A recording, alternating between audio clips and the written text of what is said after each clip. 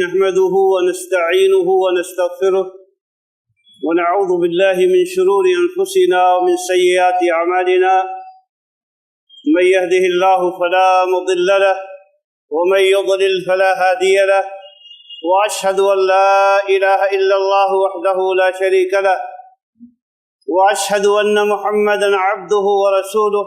أعوذ بالله السميع العليم من الشيطان الرجيم. يا أيها الذين آمنوا اتقوا الله حق تقاته ولا تموتن إلا وأنتم مسلمون. يا أيها الناس اتقوا ربكم الذي خلقكم من نفس واحدة وخلق منها زوجها وبث منهما رجالا كثيرا ونساء واتقوا الله الذي تساءلون به والأرحام إن الله كان عليكم رقيبا. يا أيها الذين آمنوا اتقوا الله وقولوا قولا سديدا يصلح لكم أعمالكم ويغفر لكم ذنوبكم ومن يطع الله ورسوله فقد فاز فوزا عظيما. أما بعد فإن أصدق الحديث كتاب الله وخير الهدى هدى محمد صلى الله عليه وسلم وشر الأمور محدثاتها وكل محدثة بدعة وكل بدعة ضلالة وكل ضلالة في النار. أعوذ بالله السميع العليم من الشيطان الرجيم. ومن يشاقق الرسول من بعد ما تبين له الهدى ويتبع غير سبيل المؤمنين نوله ما تولى ونصله جہنم وساءت مصيرا. تمام تعریفیں اللہ وحدہ لا شریک لہ کے لیے جو کائنات کا خالق ہے، اور درود و سلام نازل ہو اللہ کے پیارے نبی جناب محمد رسول اللہ صلی اللہ علیہ وسلم کی ذات گرامی پر، جنہیں بشیر و نذیر بنا کر بھیجا گیا. مجلس میں تشریف فرما علماء کرام، بزرگان ملت، محترم سامعین، قابل احترام خواتین، عزیز بچوں، اللہ تبارک و تعالیٰ نے یہ کائنات بنائی، اس میں اپنے بندوں کو بسایا اور ان کی ہدایت اور رہنمائی کا سامان کیا، اور ان کے لیے عزت اور ذلت کے پیمانے مقرر کیے. اللہ کے نبی جناب محمد رسول اللہ صلی اللہ علیہ وسلم کی دعوت پر جب لوگوں نے لبیک کہا تو ان کی حالت یہ تھی کہ وہ انتہائی پریشان حال، مخلوق الحال، تنگ دست اور مختلف قسم کی پریشانیوں اور آفتوں کا شکار تھے. لڑائیاں اور خوریدیاں ان کے اندر بہت بری طرح سے جاری تھی. قبائلی نظام تھا اور اس میں دوستی و دشمنی کا تعلق عصبیتوں کی بنیاد پر تھا. اس لیے طرح طرح کی لڑائیاں اور طرح طرح کے فتنے و فسادات تھے. لیکن ہم یہ دیکھتے ہیں کہ جب اس قوم نے شرک کو ترک کیا اور توحید کے راستے پر آئی اور اتباع کتاب و سنت کا منہج اس نے اپنایا، وہ صرف 50 سال کی قلیل مدت میں پوری دنیا میں چھا گئے. بیت المقدس جو آج یہودیوں کے قبضے میں ہے، اس زمانے میں عیسائیوں کے قبضے میں تھا جب حضرت عمر بن خطاب رضی اللہ تعالیٰ عنہ کی حکومت تھی. جب مسلمانوں نے اس ملک پر حملہ کیا تو انہوں نے کہا کہ ہم لڑیں گے نہیں آپ سے، یہ ملک آپ کے حوالے کر دیں گے، لیکن شرط یہ ہے کہ آپ اپنے امیر المومنین کو بلائیے، اپنے خلیفہ و بادشاہ کو ہمارے پاس بلائیے تو ہم اس کے ہاتھ میں اپنے شہر کی کنجی دے دیں گے. امیر المومنین رضی اللہ تعالیٰ عنہ جو 30 لاکھ مربع میل کے حاکم تھے، انہوں نے دعوت قبول کی اور سفر کے لیے نکلے. آپ دیکھیے کہ ایک بادشاہ جب نکلتا ہے تو کس شان سے نکلتا ہے. آج اگر کوئی ایم ایل اے کہیں نکلتا ہے تو آپ نے دیکھا ہوا کم سے کم 10-5 آدمی اس کے آگے پیچھے گھومتے رہتے، اور اگر کوئی وزیر نکلے تو کتنے باڈی گارڈ اس کے پیچھے ہوتے ہیں. اور وزیر اعظم اگر آئے تو راستہ جام، پولیس اور فوج پہلے سے ٹریفک کے نظام میں لگی ہوئی، اور ہٹو بچو کتنا ماحول ہوتا ہے عجیب غریب. لیکن 30 लाख मुरब्बा मील के हाकिम है और बड़ी बड़ी हुकूमतें, सल्तनतें जिनका नाम सुन के कांपती है। जब निकले तो किस हाथ में निकले? आलम ये था कि रफीक सफर के नाम पे एक गुलाम था, सवारी के लिए एक ऊँटनी थी, खाने के लिए सत्तू का थैला था, खजूर थी और पानी का छागल साथ में था। जब पहुंचे तो आलम ये था कि भाई पूरी फौज इस्तिकबाल के लिए खड़ी है मुसलमानों की, और अमीरुल मोमिनीन ऐसा कपड़ा पहने हुए जिसपे कई कई पैमन लगे हुए। गुलाम ऊँटनी पे सवार है, नाला आता है, जूता उतार के हाथ में दे देते हैं और पांचा उठा देते हैं, सादगी के साथ नाला पार करते हैं। अबू उबैदा रज़ियल्लाहु तआला फरमाते हैं कि आपने अपना ये क्या हुलिया बना रखा, ये कपड़ा आप चेंज कर लीजिए और ये सवारी बदल दीजिए, वरना ये कौम जो सामने क्या कहेगी कि मुसलमानों का खलीफा इस हाल में।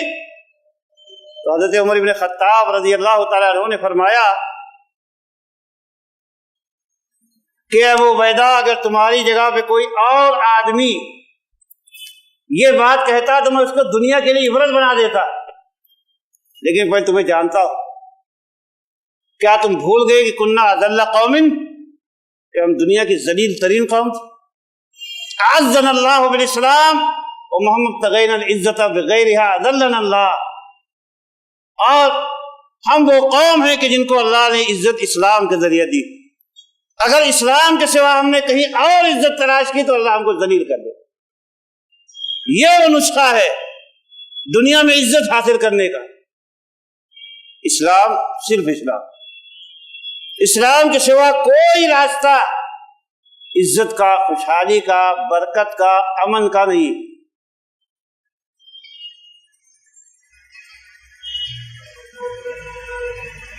मुसलमानों ने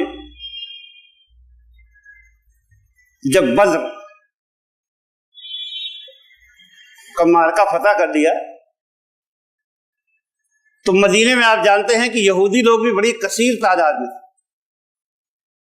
यहूदियों के 3 मशहूर कबीले थे, बनी कैनका, बनी नज़ीर और बनी कुरैज़ा। ये 3 मशहूर और मारूफ कबीले थे। इन लोगों ने जनाब मोहम्मद रसूलुल्लाह सल्लल्लाहु अलैहि वसल्लम से कहा कि तुम उनसे जंग जीत के आए हो तो देखो धोखे में नहीं पड़ जाना। ये सब नादान लोग थे, अनाड़ी लोग थे, इनसे तुमने जंग की जीत गए। हम जैसे तजर्बाकार लोगों से जब तुम्हें जंग करनी पड़ेगी तब मालूम होगा कि जंग किसको कहते, फिर तुम्हें पता चलेगा।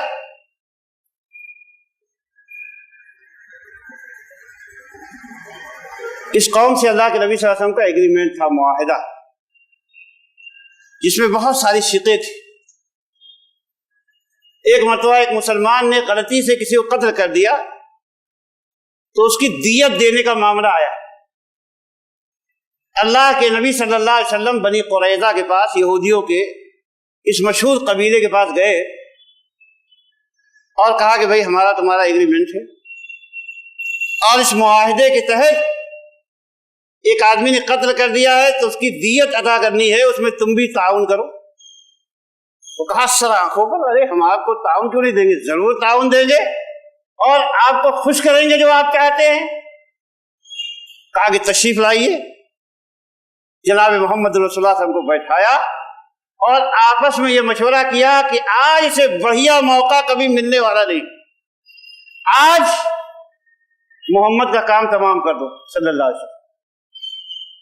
एक आदमी छत के ऊपर जाए और बड़ा सा पत्थर लेके मोहम्मद के सर पे गिरा दे और हम कहेंगे कि गलती से ये पत्थर लुढ़क के सर पे गिर गया, कदा व कदर था, अल्लाह का फैसला था, हो गया, हम क्या कर सकते।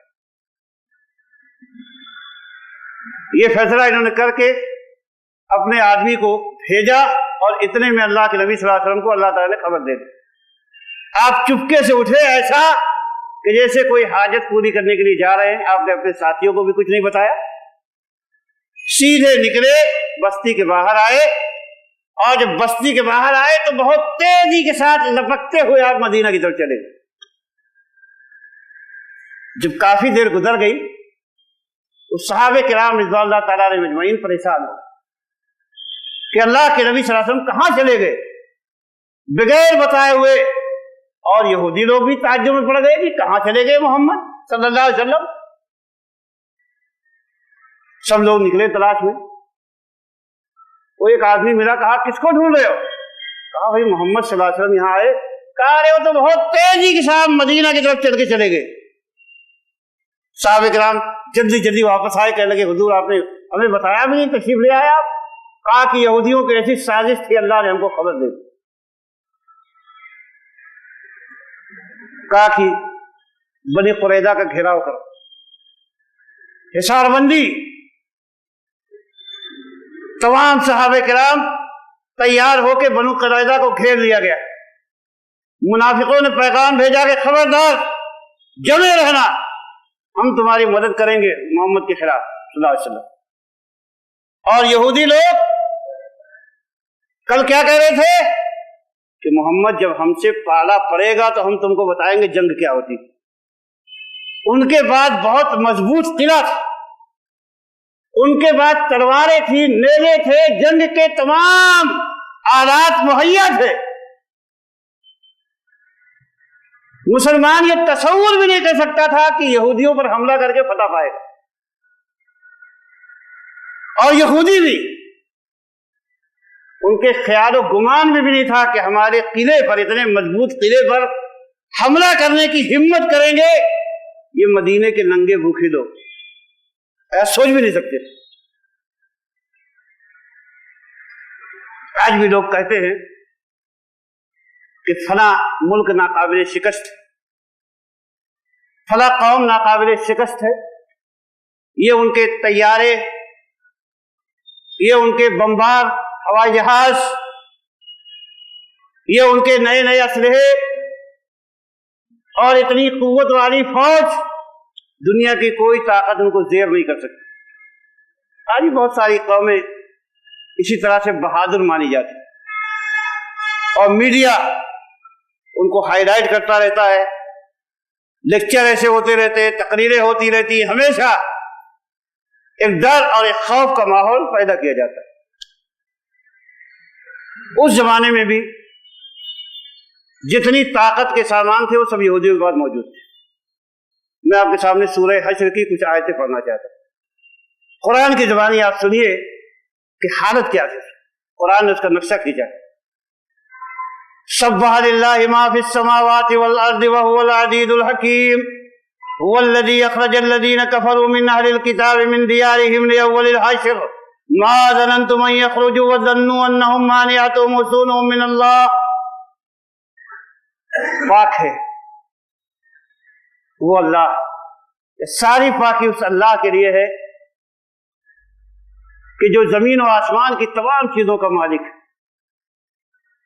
اور وہ غالب ہے، زبردست حکمت والا ہے۔ وہی ہے جس نے اہل کتاب کے کافروں کو پہلے ہی حشر میں نکال باہر کیا، پہلے ہی اجتماع میں، پہلے ہی مڈبھیڑ میں ان کو نکال باہر کیا۔ اور کیا فرمایا؟ ما ظننتم ان یخرجوا، تمہارے گمان بھی نہیں تھا کہ وہ نکلیں گے، تم تصور بھی نہیں کر سکتے کہ وہ نکلیں گے۔ اور ظنوا انہم مانعتہم حصونہم من اللہ، اور وہ یہودی لوگ بھی یہ گمان کیے بیٹھے تھے کہ ان کے قلعے ان کو اللہ سے بچا دیں گے۔ پھر کیا ہوا؟ فَأَتَاهُمُ اللَّهُ مِنْ حَيْثُ لَمْ يَحْتَسِبُوا، اللہ نے ان کو اس راستے سے پکڑ لیا جس کا ان کو گمان بھی نہیں تھا۔ اللہ نے پکڑ لیا۔ کہاں سے پکڑا؟ فرمایا وَقَذَفَ فِي قُلُوبِهِمُ الرُّعْبَ، اللہ نے ان کے دلوں میں رعب ڈال دیا۔ مدینے کے منافق یہ کہہ رہے کہ گھبرانا نہیں، جمے رہنا، ہم مدد کریں گے، ان کے پاس اسلحے ہے، جنگی ماہرین ہیں، قلعہ ہے، لیکن اللہ نے بتایا نے ان کے دلوں کو رعب سے بھر دیا۔ اللہ کے نبی نے کیا فرمایا؟ نصرت بالرعب مسیرۃ شہر، اللہ نے رعب سے میری مدد فرمائی ہے 1 مہینے کی مسافت پر۔ لوگ جانتے ہیں کسی قوم کے لیے کتنی بڑی حیثیت رکھتا ہے۔ ہراقل خان کی قوم نے 10 لاکھ مسلمانوں کو بغداد میں کھیرے ککڑی کی طرح کاٹ کے پھینک دیا۔ تاریخ میں لکھا ہے کہ ایک مسلمان کو ایک چنگیزی پکڑتا اور بتائے یہاں کھڑے رہنا، میرے پاس ابھی تلوار نہیں ہے، جب میں گھر سے تلوار لے کے آتا ہوں، ہلنا نہیں۔ تو اس مسلمان کی اتنی ہمت نہیں پڑتی تھی کہ وہ بھاگ جائے، وہاں کھڑا رہتا تھا اور وہ تلوار لا کے نکالتا اور اسے گردن ذبح کر دیتا، اس کو بھاگتا نہیں۔ روب ایسی چیز۔ اور آپ کو معلوم ہے کہ جب ہلاکو خان نے حملہ کیا تو بادشاہ نے موصل میں پیغام بھیجا کہ تمہارے شہر کا فلاں گویا اس نے موسیقی کی بڑی اچھی اچھی تانے ایجاد کی، ذرا اس کو ہمارے پاس بھیج۔ قوم کی پوزیشن، اللہ تعالیٰ کا انصاف بہت بڑا ہے اور اللہ کی حکمتیں بہت بڑی ہیں۔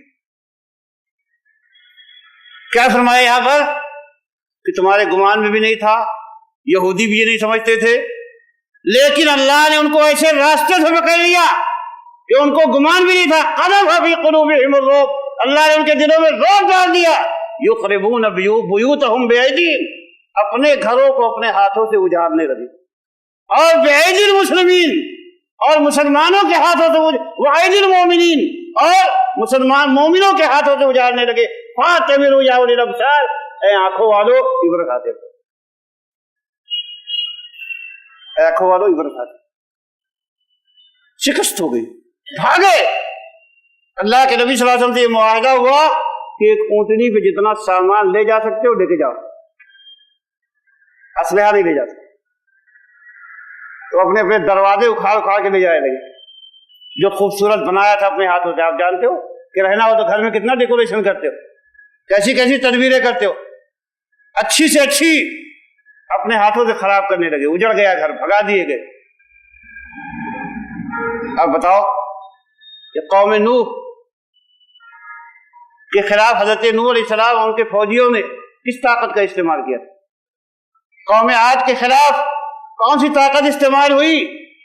قوم سمود کے خلاف کون سی طاقت استعمال؟ اللہ تعالیٰ نے فرمایا کہ وہ حقاً علینا نصر المومنین، ہمارے اوپر لازم ہے مومنوں کی مدد۔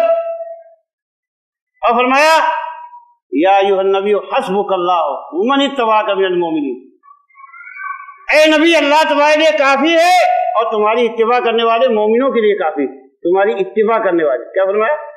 تمہاری اتباع کرنے والے مومنوں کے لیے اللہ تعالیٰ کافی ہے۔ آج مسلمان ذلیل کیوں ہے؟ جب اللہ نے مدد کا وعدہ کیا ہے تو ہر جگہ مسلمان ہی کیوں مار کھا رہا ہے؟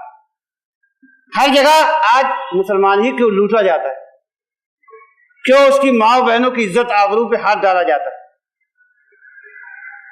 اور آج ہر میدان میں مسلمان شکست کھا کے بھاگتا ہے، پریشان ہو جاتا ہے، لمبی لڑائیوں میں خسارے اٹھاتا ہے، کبھی چین اور سکون اس کو نصیب نہیں۔ آخر وجہ کیا ہے؟ دراصل مسلمان کا مسئلہ یہ ہے پارٹی۔ مسلمان اپنی پارٹی سے نکل گیا، بہت اہمیت ہے پارٹی کی اللہ کی نگاہ۔ مسلمان دل بدلو ہو گئے، اس کے لیے پرابلم آ گئی، جو اپنی پارٹی ہے اس کو چھوڑ دیا۔ دنیا میں کتنی پارٹیاں؟ 2 پارٹی، حزب اللہ اور حزب الشیطان۔ سوال یہ ہے کہ تم پارٹی میں کون سی پارٹی میں ہو، اس کا فیصلہ کرنا پڑے، کون سی پارٹی میں ہو۔ اللہ تعالیٰ نے قرآن پاک میں فرمایا یا ایھا الذین آمنوا لا تتخذوا اليہود والنصارى اولیاء بعضهم اولیاء بعض ومن یتولہم منکم فانہ منہم۔ کہ ایمان والو یہود و نصارہ کو اپنا دوست مت بناؤ، ان میں سے بعض کے دوست، ومن یتولہم منہم ومن یتولہم منکم فانہ منہم، تم میں سے جو ان کو دوست بنائے گا وہ انہی میں سے ہو۔ دوست بنائے گا کیا مطلب؟ آج آپ مسلمانوں کی صورتحال دیکھ لیجئے، کہ اللہ کے نبی صلی اللہ علیہ وسلم نے، آج یہ حج کا مہینہ چل رہا ہے، حج کے موقع پر اللہ کے نبی صلی اللہ علیہ وسلم نے قدم قدم پہ جتنے کام کیے، آپ نے کہا میں یہ کام اس لیے کر رہا ہوں کہ مشرکوں کی مخالفت کرنا۔ مثال کے طور پر آپ نے اپنے صحابہ کو یہ حکم دیا کہ جو جو قربانی کا جانور نہیں لایا وہ حلال ہو جائے۔ کیوں آپ نے حکم دیا؟ کیونکہ مشرک لوگوں کا یہ عقیدہ تھا کہ حج کے مہینوں میں عمرہ کرنا سب سے بڑا گناہ عظیم ہے۔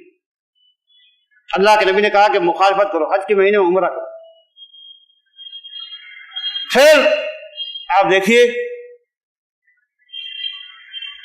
کہ مزدلفہ میں قریشی لوگ خالی مزدلفہ میں رکتے تھے، اس کے آگے نہیں جاتے تھے۔ اللہ کے نبی بھی قریشی تھے، قومس تھے، آپ نے ان کی مخالفت کی، عرفہ میں گئے۔ عرفہ میں جب نکلنے کا وقت آیا تو اللہ کے نبی صلی اللہ علیہ وسلم سورج غروب ہونے کے بعد نکلے۔ کہا کیوں؟ کہا کہ مشرک لوگ اس وقت نکلتے ہیں یہاں سے جب سورج سر پہ ہوتا ہے، پہاڑوں کے اوپر ہوتا ہے، سورج ڈوبنے سے پہلے نکل جاتے، یا سورج ڈوب رہا ہوتا ہے اس وقت نکلتے۔ ہدینا مخالف الہدی، ہمارا طریقہ ان کے طریقے کے مخالف۔ پھر آپ مزدلفہ میں آئے تو طلوع آفتاب سے پہلے نکل گئے۔ کہا کہ ہم اس لیے نکل رہے ہیں کہ مشرک لوگ طلوع آفتاب کے بعد نکلتے۔ یہ کیا ہے؟ آج مسلمان اس کے بعد اپنی کیا چیز، نہ اس کے بعد اپنا عقیدہ ہے، نہ اس کے بعد اپنا منہج ہے، نہ اس کے بعد اپنا کلچر ہے، نہ اس کے بعد اپنا اخلاق ہے، وہ پورے طور پر یہود و نصارہ کا دم چلہ ہوگا۔ آپ بتا دیجئے کہ مسلمان کا عقیدہ اللہ کے بارے میں کیا ہے؟ اللہ کے بارے میں عقیدہ کہ اللہ کے سوا کوئی عبادت کا مستحق نہیں، اور اللہ تعالیٰ کہاں ہے؟ اللہ تعالیٰ عرش پر ہے، آسمان میں۔ لیکن آج مسلمان اس بات کو ماننے کے لیے تیار ہے۔ یہودیوں کی طرف سے اور نصارہ کی طرف سے یہ عقیدہ آیا کہ اللہ تعالیٰ ہر جگہ ہے۔ اللہ تعالیٰ انسانوں کے اندر ہے۔ ابھی یہی کسی مولوی نے تقریر کرتے ہوئے کہا کہ اللہ ہر جگہ ہے، کہ اس سے سوال ہوا کہ کیا اللہ تعالیٰ بتوں میں بھی ہے؟ تو کہا اللہ تعالیٰ بتوں میں بھی۔ تو پھر کافر لوگوں کو نکیر کیوں کی جائے جو بتوں کی پوجا کرتے؟ جب اللہ بتوں میں بھی موجود ہے تو ان کا پوجا کرنا برحق۔ اللہ کی تو پوجا کر رہے ہیں، اللہ تعالیٰ وہاں بھی ہے۔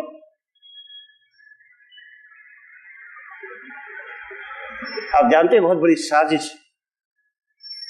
جب کہہ دیا کہ تو بھی اللہ، میں بھی اللہ، وہ بھی اللہ، عمر بھی، زید بھی، بکر بھی، سب اللہ۔ اللہ آسمان میں نہیں ہے، ہر جگہ موجود ہے۔ وہ اللہ کو گم کر دیا انہوں نے تاکہ ان کی بادشاہت ساری دنیا پہ قائم ہو جائے، جس کو چاہیں اٹھائیں، جس کو چاہیں گرائیں۔ اور بڑے بڑے لوگ خرابی عقیدہ میں اس بری طرح ملوث ہو گئے کہ آپ دیکھیے شاہ اللہ محدث دہلوی رحمۃ اللہ علیہ کتنے بڑے محدث اعظم ہیں، لیکن تصوف کی لائن میں جب آئے تو بڑی بڑی ٹھوکریں کھائی۔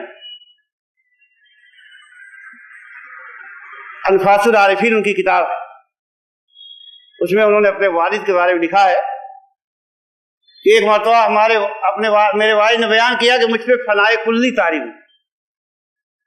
فنائے کلی کا مطلب ہے بندہ اللہ میں بالکل گم ہو جائے، ختم، اسی میں جا کے ضم ہو جائے۔ وہ کہا کہ اللہ نے فرشتوں سے کہا کہ تلاش کرو کہاں ہے عبد الرحیم۔ کہا کہ فرشتوں نے آسمان میں ڈھونڈا، کہیں نہیں ملے، زمینوں میں ڈھونڈا، کہیں نہیں ملے، جنت میں ڈھونڈا، کہیں نہیں ملے۔ وہ کہنے لگے اللہ تو بتا رہا ہے گیا کہاں تیرا بندہ تو کہیں ہے ہی نہیں ہے۔ کہا کہ اے فرشتوں جو مجھ میں گم ہو جاتا ہے، فنا ہو جاتا ہے، وہ کہیں نہیں ملتا، آسمانوں میں نہیں، زمینوں میں نہیں، کہیں نہیں ملتا ہے۔ آپ دیکھا یہ کیا ہے؟ اور اسی وجہ سے یہ کہہ دیا۔ دیکھیے قرآن کی تعویلات اور حدیث کی تعویل کا راستہ ایسا کھولا گیا کہ آج جو توحید کی آیتیں تھیں ان کو بالکل شرک کی آیتیں بنا دیا گیا۔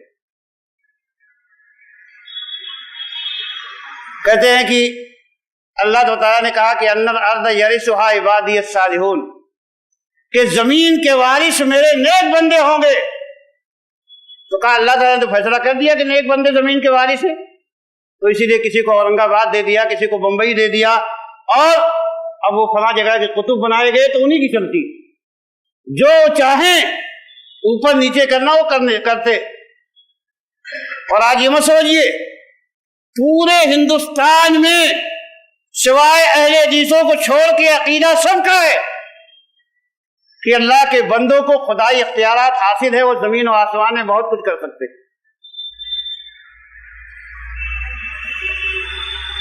ایک مثال خزینۃ الاصفیاء نامی کتاب ہے، اس میں لکھا ہے کہ جب صابر کلیر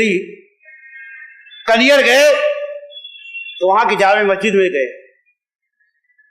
جامع مسجد میں جا کے ایک مصلی میں بیٹھ گئے۔ لوگوں نے کہا اس پہ کیوں بیٹھ گئے، یہ قاضی صاحب کا مصلی ہے۔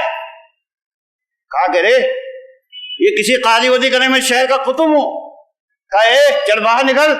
لوگوں نے مسجد سے نکال دیا، ان کی شخصیت کو پہچانا نہیں، مسجد سے باہر چلے گئے، نماز پڑھنے کی جگہ نہیں ملی، مسجد بھر گئی۔ جب سب لوگ سجدے میں گئے تو کہا مسجد سب لوگ سجدہ کر رہے تو بھی سجدہ کر۔ کہا مسجد سجدے میں چلی گئی، سب مر گئے۔ اور آپ کیا سمجھتے ہیں؟ ہمارے دیوبندی بھائیوں کے بہت بڑے پیر حاجی امداد اللہ مہاجر مکی، ان کے ایک مرید کا جہاز جب ڈوبنے لگا تو متوجہ ہوا کس کی طرف؟ حاجی امداد اللہ مہاجر مکی کی طرف۔ تو حضرت گئے اور انہوں نے جا کے اپنی پیٹھ کا زور لگا کے جہاز کو نکالا۔ وہ آیا واپس تو خادم سے پوچھا تو کہا ہاں حضرت نے باہر نکل کر کمرے سے مجھے لنگی دی، اپنی تہمت دی، تو میں دیکھا اس میں دریائے شور کی بو آ رہی تھی، سمندر کی۔ اور کہا پھر حافظ ضامن صاحب بھی نکلے۔ کہا ایک کونے کو حاجی امداد اللہ مہاجر مکی نے اٹھایا اور دوسرے کونے کو حافظ ضامن صاحب نے اٹھایا اور دونوں دریا پار کرا دیا۔ اب کیا ہے یہ تقسیمات؟ آپ مت سمجھیے کہ مذاق، اللہ کو ختم کرنے کا مقصد یہ ہے۔ اللہ ہر جگہ، مطلب جب ہم میں تم میں تقسیم ہو گیا تو ہمارے اختیارات ہو گئے۔ تو آج مسلمان شرک کے عقیدے میں بری طرح مبتلا ہے۔ دوسری بات کہ وہ نبی کی اتباع کرنے پر آمادہ نہیں۔ آج کسی سے بھی کہو کہ اللہ اس کے رسول کا حکم یہ ہے تو ماننے کے لیے آمادہ تیار نہیں ہو سکتا۔ سب سے پہلی بات کیا آئے گی؟ کیا ہمارے علماء کو معلوم نہیں؟ ہمارے بزرگوں کو معلوم نہیں؟ اور علماء کے بعد اگر جائیے تو کہتے ہمارے امام نے فرمایا۔ کسی نے ایک بہت بڑے عالم سے مسئلہ پوچھا تو کہا کہ یہ بتائیے کہ قرآن اور حدیث کی دلیل اس سلسلے میں کیا ہے؟ تو کہا کہ تجھے پتا ہے مقلد کے لیے دلیل نہیں، مقلد کے لیے اصل اس کے امام کا حکم ہوتا ہے، مقلد کو دلیل کی ضرورت نہیں۔ دیوبند کے بہت بڑے شیخ الحدیث اللہ معاف فرمائے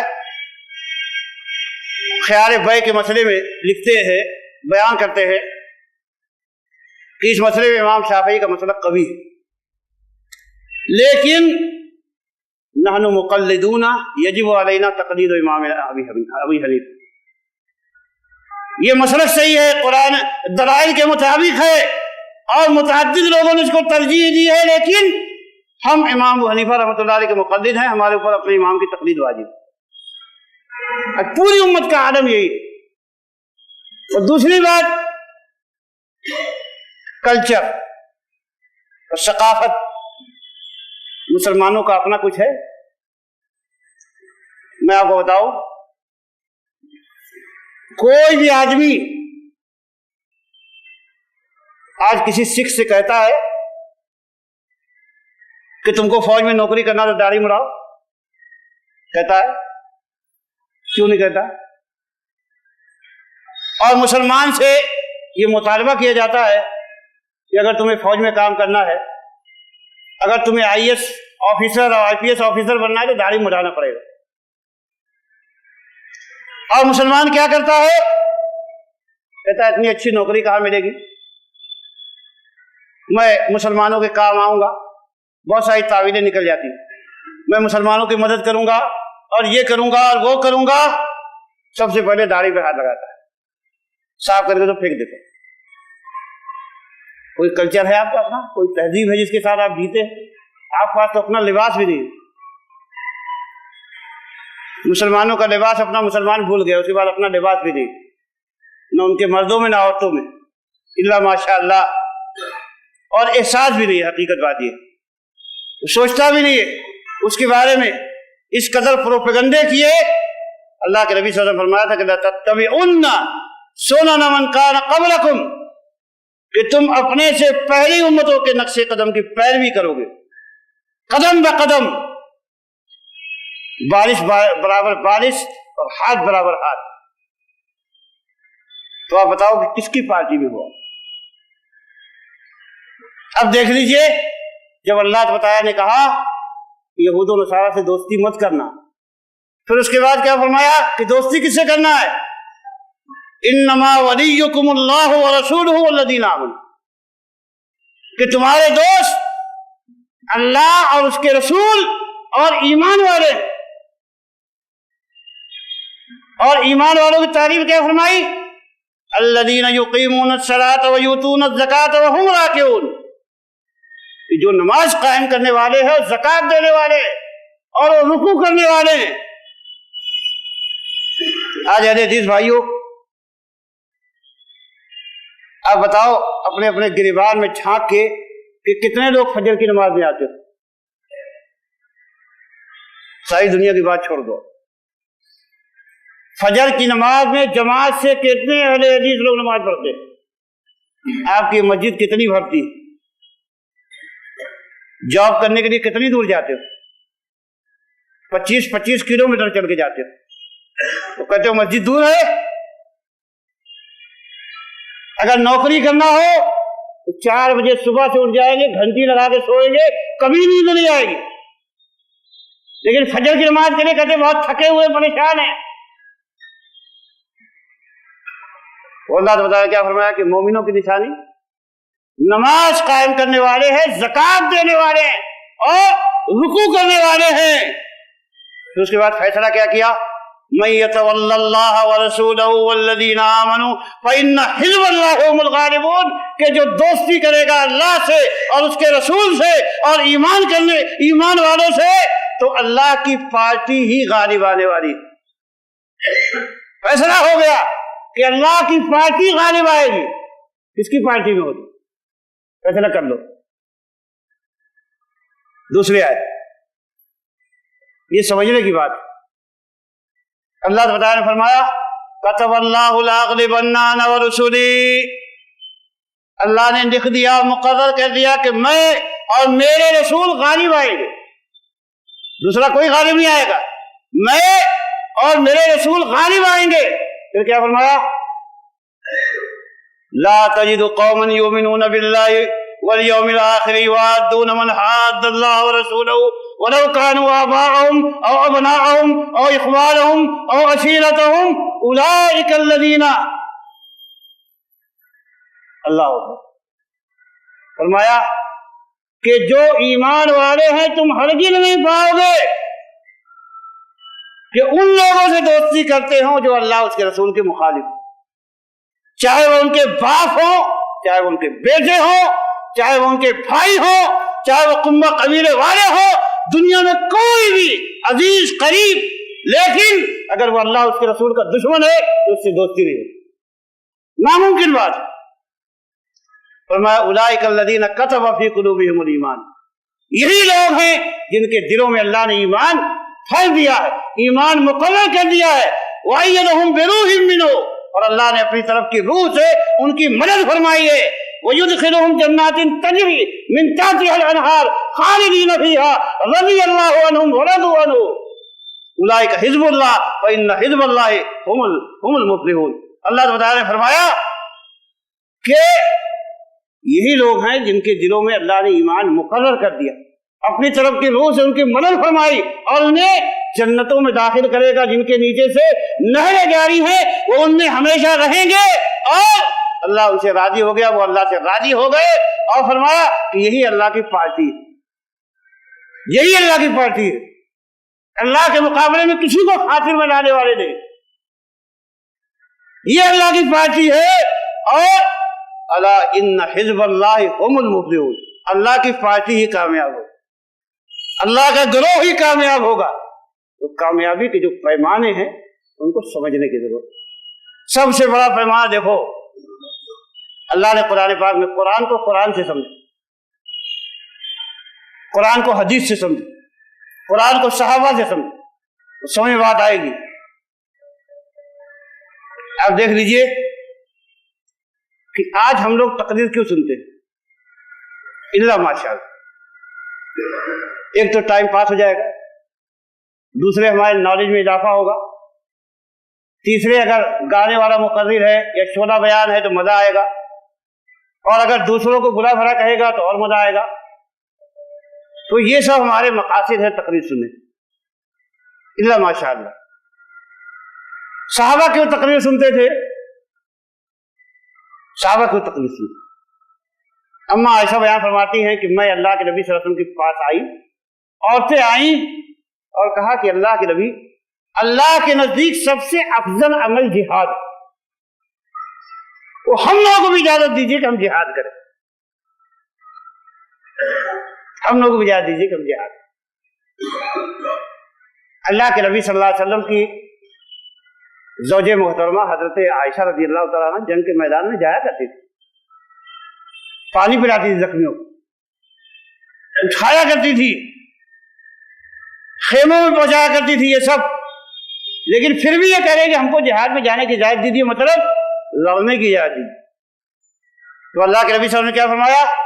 لَكُنَّ أَفْضَلُ الْجِهَادِ الْحَجِّ، تمہارے لیے افضل ترین جہاد حج ہے۔ اما عائشہ کیا فرماتی ہے؟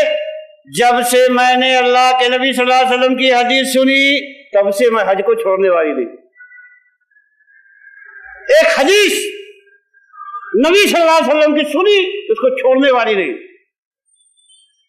حضرت علی رضی اللہ تعالیٰ عنہ بیان فرماتے ہیں کہ اللہ کے نبی صلی اللہ علیہ وسلم نے فرمایا تھا کہ جب سونے لگو وہ 33 مرتبہ سبحان اللہ، 33 مرتبہ الحمدللہ، 34 مرتبہ اللہ اکبر پڑھنا۔ کہا کہ میں نے جب سے حدیث اللہ کے نبی صلی اللہ علیہ وسلم کی سنی کبھی اس کو پڑھے بغیر سویا نہیں، کبھی نہیں سویا۔ کہا کہ صفین والی رات میں بھی نہیں، کہا صفین والی رات میں بھی، جو لڑائی کی رات تھی، جنگ کی رات تھی، آفتوں کی رات تھی، کہا اس وقت بھی نہیں تھی۔ صحابہ کرام جو اللہ تعالیٰ نے اجمعین بھوک سے بلک رہے، پریشان ہیں، کھانا پک رہا ہے، ابھی پک کے تیار ہو جائے گا اور کھائیں گے، سب لوگ اس انتظار میں ہیں کہ اللہ کے نبی صلی اللہ علیہ وسلم نے ایک منادی بھیجا، کہا کہ تمہاری ہانڈیوں میں جو کھانا پک رہا ہے وہ ابھی سے حرام کر دیا گیا۔ ایک صحابی نے یہ نہیں کہا کہ بہت بھوک سے بے حال ہے، لاؤ آج کھا لیتے، ابھی تو حرام ہو رہا ہے، کل سے نہیں کھائیں گے۔ سب نے اپنی ہانڈیاں اٹھا کے پھینک دی، الٹ دی۔ گدھے کا گوشت حرام کر دیا گیا، گدھا پک رہا تھا، کہا سب الٹ کے پھینک دیا۔ اب دیکھا یہ تقریریں ان کی کیوں ہوتی؟ عمل کرنے کے لیے سنتے تھے۔ آج ہم لوگ عمل کرنے کے لیے نہیں، دین میں شبہات نقطے نکالنے کے لیے، نالج میں اضافہ کے لیے، جب اس کے لیے آدمی سنتا ہے تو طرح طرح کے کیا ہوتے ہیں، مجادلے پیدا ہوتے، بحث مباحثے، مخاصمے، جھگڑے، فسادات، یہی سب آدمی کھڑا کرتا ہے ایک دوسرے کو کافر بنانا، کیونکہ مقصد عمل کرنا نہیں، مقصد تو یا تو دوسروں کو نیچا دکھانا، اپنے آپ کو برتر ثابت کرنا۔ طرح طرح کے آج جھگڑے ہیں مسلمانوں کے اندر، فسادات ہے، تو یہ چیز ہے۔ میں عرض کرنے جا رہا تھا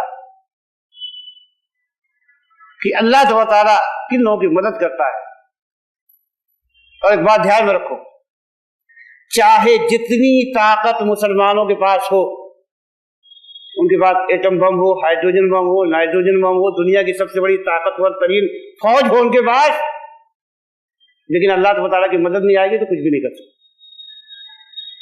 اور اللہ تعالیٰ کی مدد کا ایک ضابطہ ہے۔ آج مسلمانوں میں یہ نعرہ دینے والے بہت سارے کہ مسلمان مظلوم ہے، آؤ ہم ان کی مدد کرتے ہیں، فلاں جگہ مسلمان کو مارا جا رہا ہو مدد کرتے ہیں، فلاں جگہ مسلمانوں کو قتل کیا جا رہا ہو جہاد کرتے ہیں۔ لیکن یہ کہنے والے کہ تم گمراہ ہو، تم مشرک ہو، تم راہ حق سے بھٹکے ہوئے ہو، آؤ توحید کی طرف بلاتے تھے، آؤ ہدایت کے راستے کی طرف بلاتے۔ کتنے لوگ کھڑے ہیں، کتنے لوگ کھڑے ہیں؟ اللہ کے نبی نے مکہ میں نہیں دیکھا عمار ابن یاسر کو پیٹ رہے تھے ابو جہل، سمیہ کو مارا تھا، اللہ کے نبی صلی اللہ علیہ وسلم اس سے بھیڑ تو نہیں گئے، بھیڑ گئے تھے ابو جہل کو مارنے کے لیے؟ کہتا میں دیکھ رہا ہوں اپنی آنکھوں سے مسلمان مظلوم ہے تو میں اس کی مدد نہیں کروں؟ سبق سیکھو۔ اللہ کے نبی صلی اللہ علیہ وسلم کیوں نہیں بھیڑ گئے؟ خباب پیٹے گئے، جلایا گیا، آئے، اتنا بھی نہیں کہا یا رسول اللہ لا تستنصروا لنا الا تدعوا اللہ لنا، اے اللہ کے نبی آپ ہمارے لیے اللہ سے مدد کیوں نہیں مانگتے، آپ دعا کیوں نہیں کرتے؟ اب کب کون سا دن آئے گا دعا کرنے کے لیے؟ پیٹ تو جلا دیا، لوگوں نے مار مار کے برا حال کر دیا، کب آپ دعا کریں گے؟ اللہ کے نبی نے کیا فرمایا؟ وَلَكِنَّكُمْ قَوْمٌ تَسْتَعْجِلُونَ، تم لوگ بڑے جلد باز لوگ۔ کبھی اس ناحیے پہ غور کیا آپ نے؟ نہیں غور کرتے، فرصت نہیں ملتی، جذباتی نعرے، جذباتی تقریریں آج لوگوں کو گمراہ کرنے کے لیے کافی، جو بنیادی باتیں کیونکہ علم نہیں ہے، اور چند آیتوں کو پڑھ کر مفتی اعظم بن گئے، فسادات دنیا میں عام۔ اللہ کے بندو سمجھو، اللہ تعالیٰ نے کیا فرمایا؟ وعد اللہ الذین آمنوا منکم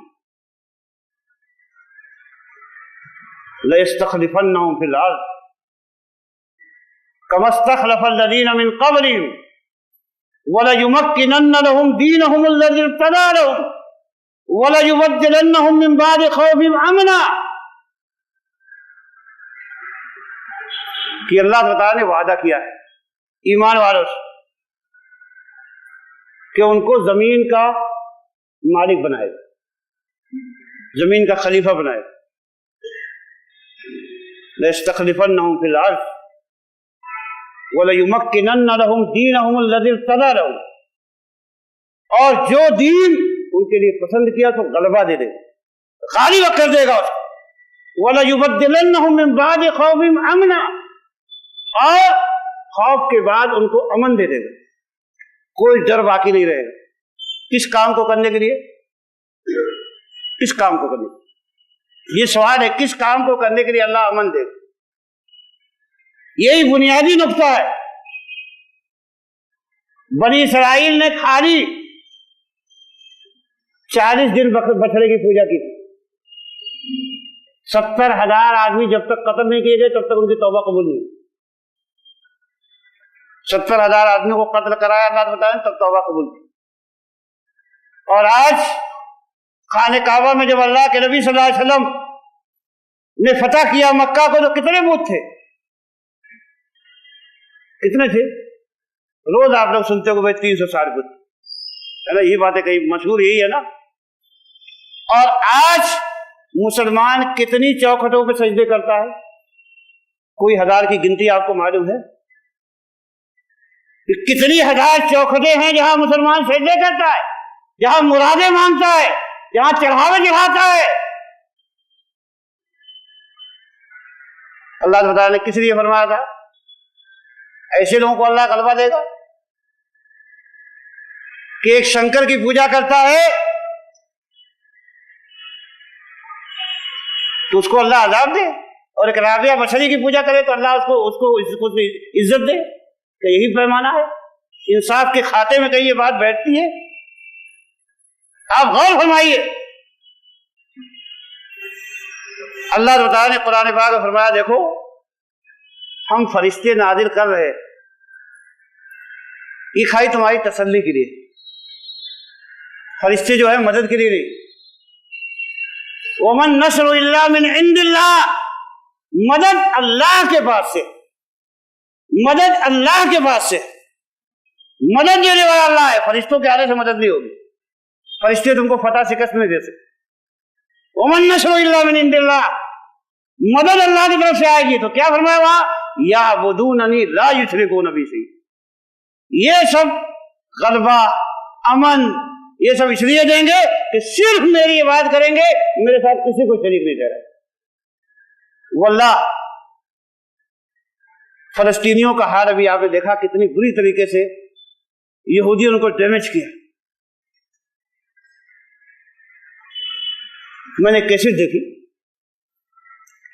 ایک زخمی نوجوان، دیکھیے اللہ کی قسم ہمارے بھائی ہم سے محبت کرتے ہیں، میں اس کلمے کی بنیاد سے ان کے لیے دعائیں کی ہم نے رو رو کر، مسجدوں میں، خطبوں میں، تنہائیوں میں بھی، برداشت نہیں ہوتی ان کی ذلت۔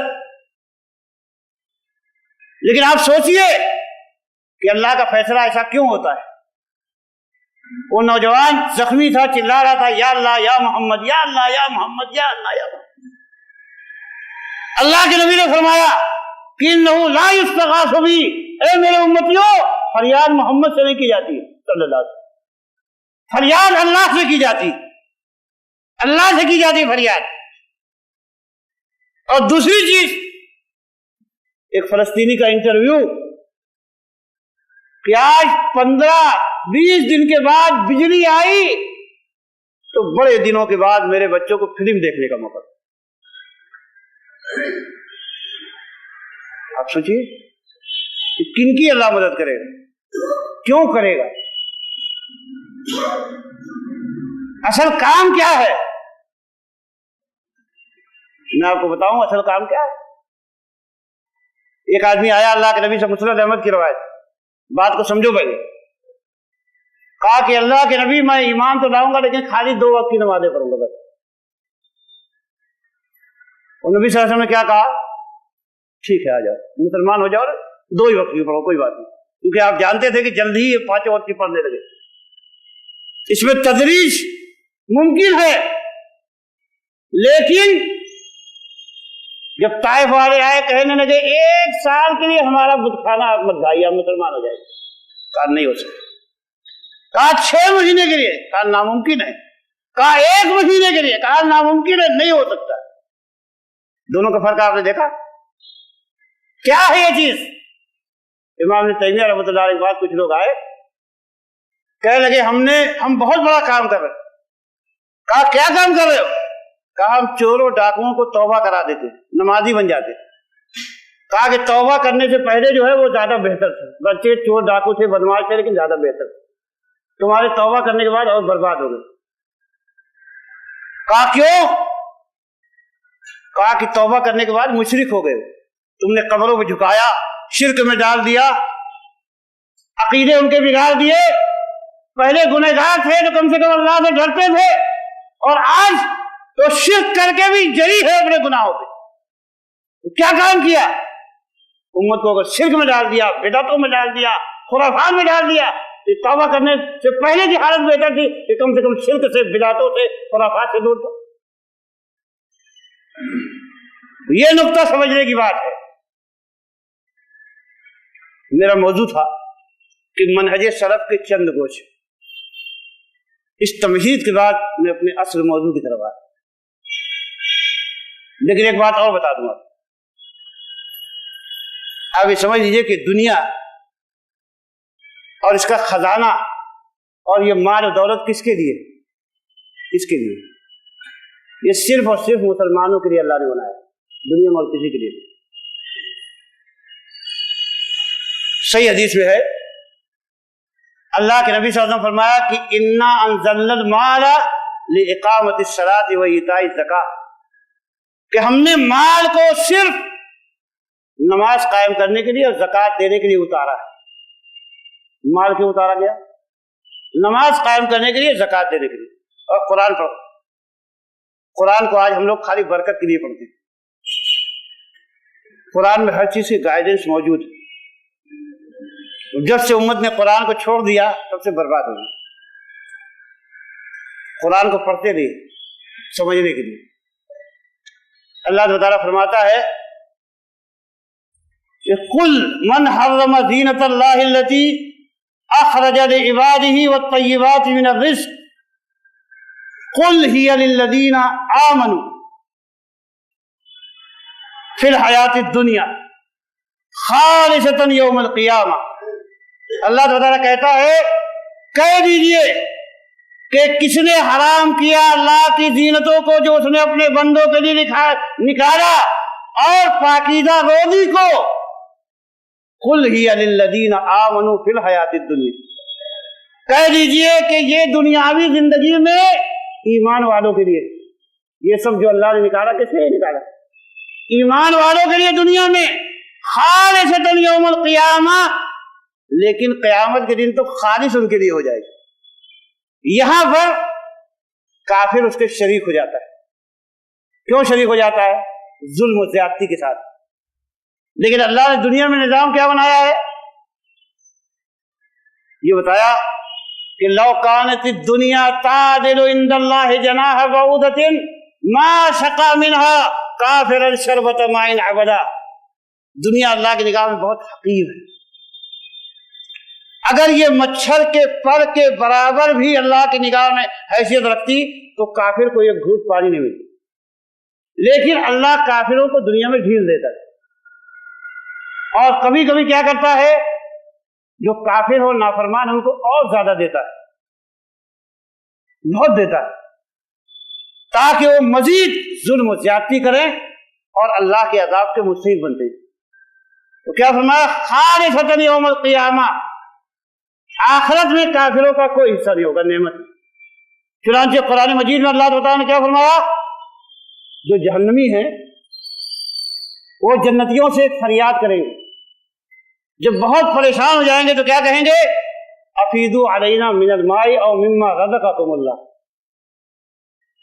اے جنتیوں تھوڑا سا پانی ہم کو پلا دو، یا جو اللہ نے تم کو روزی دی ہے تھوڑا سا ہم کو بھی دے دو۔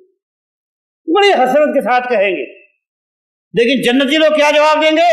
قالوا ان اللہ حرمہما علی الکافرین، وہ کہیں گے کہ اللہ نے ان دونوں کو کھانا پانی کافروں کے حرام کر دیا، انہیں ملنے والے، یہ سب مومنوں کے لیے۔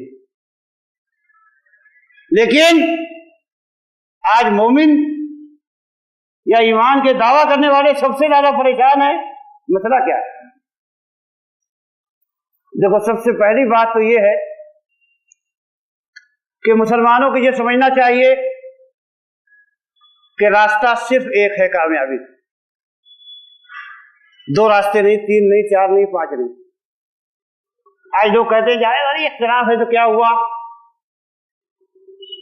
ہر ایک اسی کی طرف جائے گا، راستے الگ الگ ہیں تو کیا ہوا، منزل تو ایک ہے، منزل تک پہنچانے والا راستہ ایک ہے۔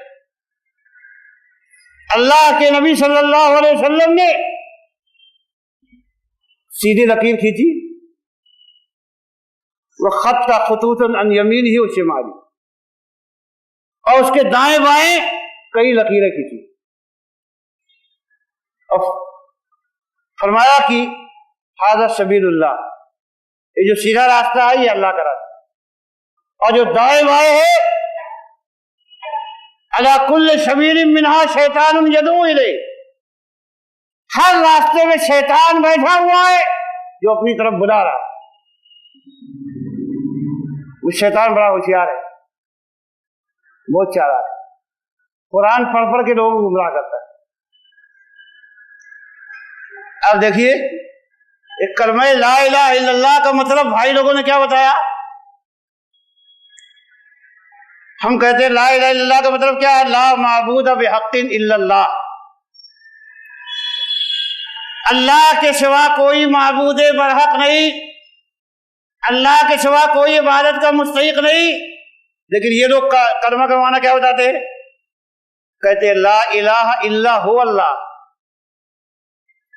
نہیں ہے کوئی معبود مگر وہ اللہ ہی ہے۔ مطلب جس کی عبادت کی جاتی ہے وہ حقیقت میں اللہ ہی ہے۔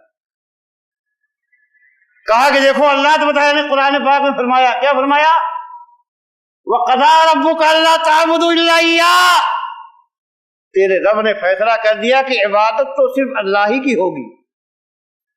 جب رب نے فیصلہ کر دیا کہ عبادت اللہ ہی کی ہوگی تو دنیا میں کس کی طاقت ہے کہ دوسرے کی عبادت کر لے؟ وہ پتا چلا جس کی عبادت کی جاتی ہے وہ سب اللہ کی عبادت۔ دیکھا توحید کو کیسے شرک بنا دیا۔ کہا کہ جس کو پوجتے ہو صرف اللہ کی۔ کہتے فرعون جو ہے وہ موسیٰ علیہ السلام سے زیادہ بڑا موحد تھا، اس لیے کہ فرعون جانتا تھا کہ انا ربکم الاعلی، میں تمہارا سب سے بڑا رب۔ وہ حقیقت کو سمجھ گیا۔ ایک صوفی سے میری ملاقات ہوئی، مزار کا بہت بڑا مجاور۔ وہ کہہ لگا میاں جی میں تو نماز نہیں پڑھتا، 25 سال سے میں نماز نہیں پڑھی۔ اور بھائی کیوں نماز نہیں پڑھی؟ کہا کہ نماز تم لوگ پڑھو، ہمیں ضرورت ہی نہیں۔ بھائی کیوں؟ کہا کہ بھائی ہم نے قرآن سے ہمارے پاس دلیل ہے۔ تعجب پڑ گیا، قرآن سے دلیل ہے نماز نہیں پڑھنے؟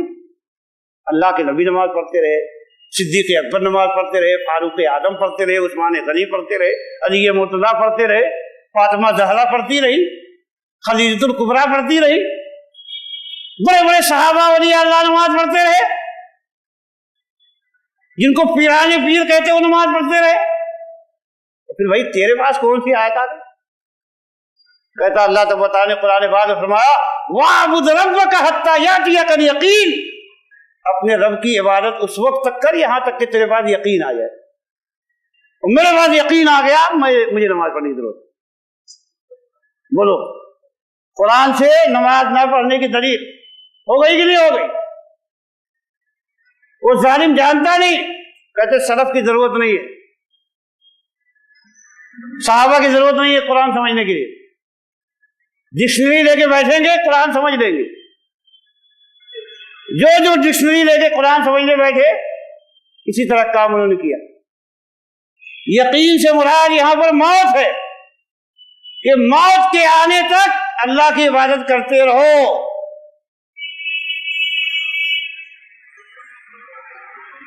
اللہ کے نبی صلی اللہ علیہ وسلم کو اللہ نے بتایا کیا فرمایا؟ اذا جاء نصر اللہ والفتح ورأيت الناس يدخلون في دين الله افواجا فسبح بحمد ربك واستغفره انه كان توابا، کہ جب اللہ کی مدد آ گئی اور آپ لوگوں کو دیکھ رہے کہ فوج در فوج اللہ کے دین میں داخل ہو رہے، تو اب آپ اپنے رب کی تسبیح و تحمید بیان کیجیے اور مغفرت مانگیے۔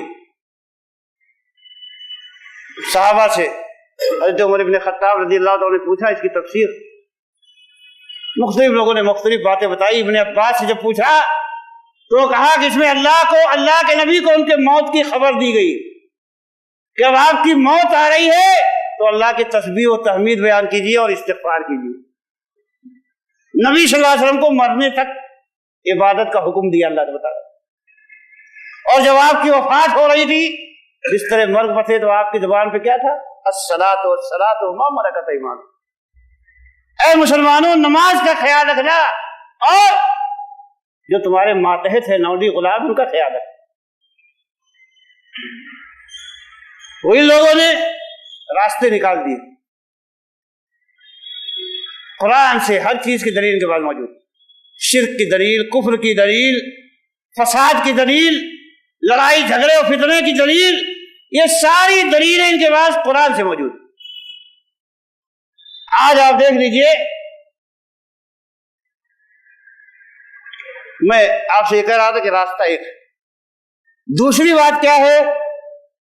منہج سلف کی بنیادی حیثیت یہ ہے کہ قرآن اور سنت۔ تیسری بات قرآن اور سنت کو صحابہ سے سمجھنا۔ میں آپ کو وجہ بتاتا ہوں کیوں۔ دیکھیے صحابہ کو جو معیار حق بنایا گیا ہے वो क्यों बनाया गया इसको समझने की बात। हजरत अब्दुल्लाह इब्न मसूद रज़ी अल्लाह तआला फरमाते हैं कि मन काना मिनकुम मुस्तन्नन फलयस्तन्न बिमन कद मात फइन्नल हय्य ला तुमनु अलैहिल फितना उलाइका अस्हाब मुहम्मदिन अबर्रु हादिल उम्मति कुलूबन व आमकुम इल्मन व अक़ल्लुहुम तकल्लुफा। फरमाया कि जिसको किसी का रास्ता अपनाना हो तो जो लोग गुजर गए उनका रास्ता अपनाओ, क्योंकि जो आज जिंदा है वो फितनों से महफूज नहीं। ये कौन लोग हैं? कहा कि मोहम्मद सल्लल्लाहु अलैहि वसल्लम के सहाबा। आमकुहुम अबर्रुहुम कुलूबन, कि इनके दिल में सबसे ज्यादा तकवा था, अल्लाह सबसे ज्यादा अल्लाह से डरने वाले थे।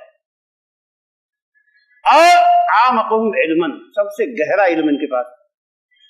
आज जो लोग ये कहते हैं कि सहाबा के इल्म में सलामती ज्यादा थी, सहाबा के मनहज में सलामती ज्यादा है, लेकिन हमारे मनहज में इल्म और हिकमत ज्यादा है, ये दुनिया के सबसे नादान तरीन लोग, यानी सहाबा को नौज़ बिल्लाह मिन ज़ालिक अपने से कम अकल और कम इल्म समझते।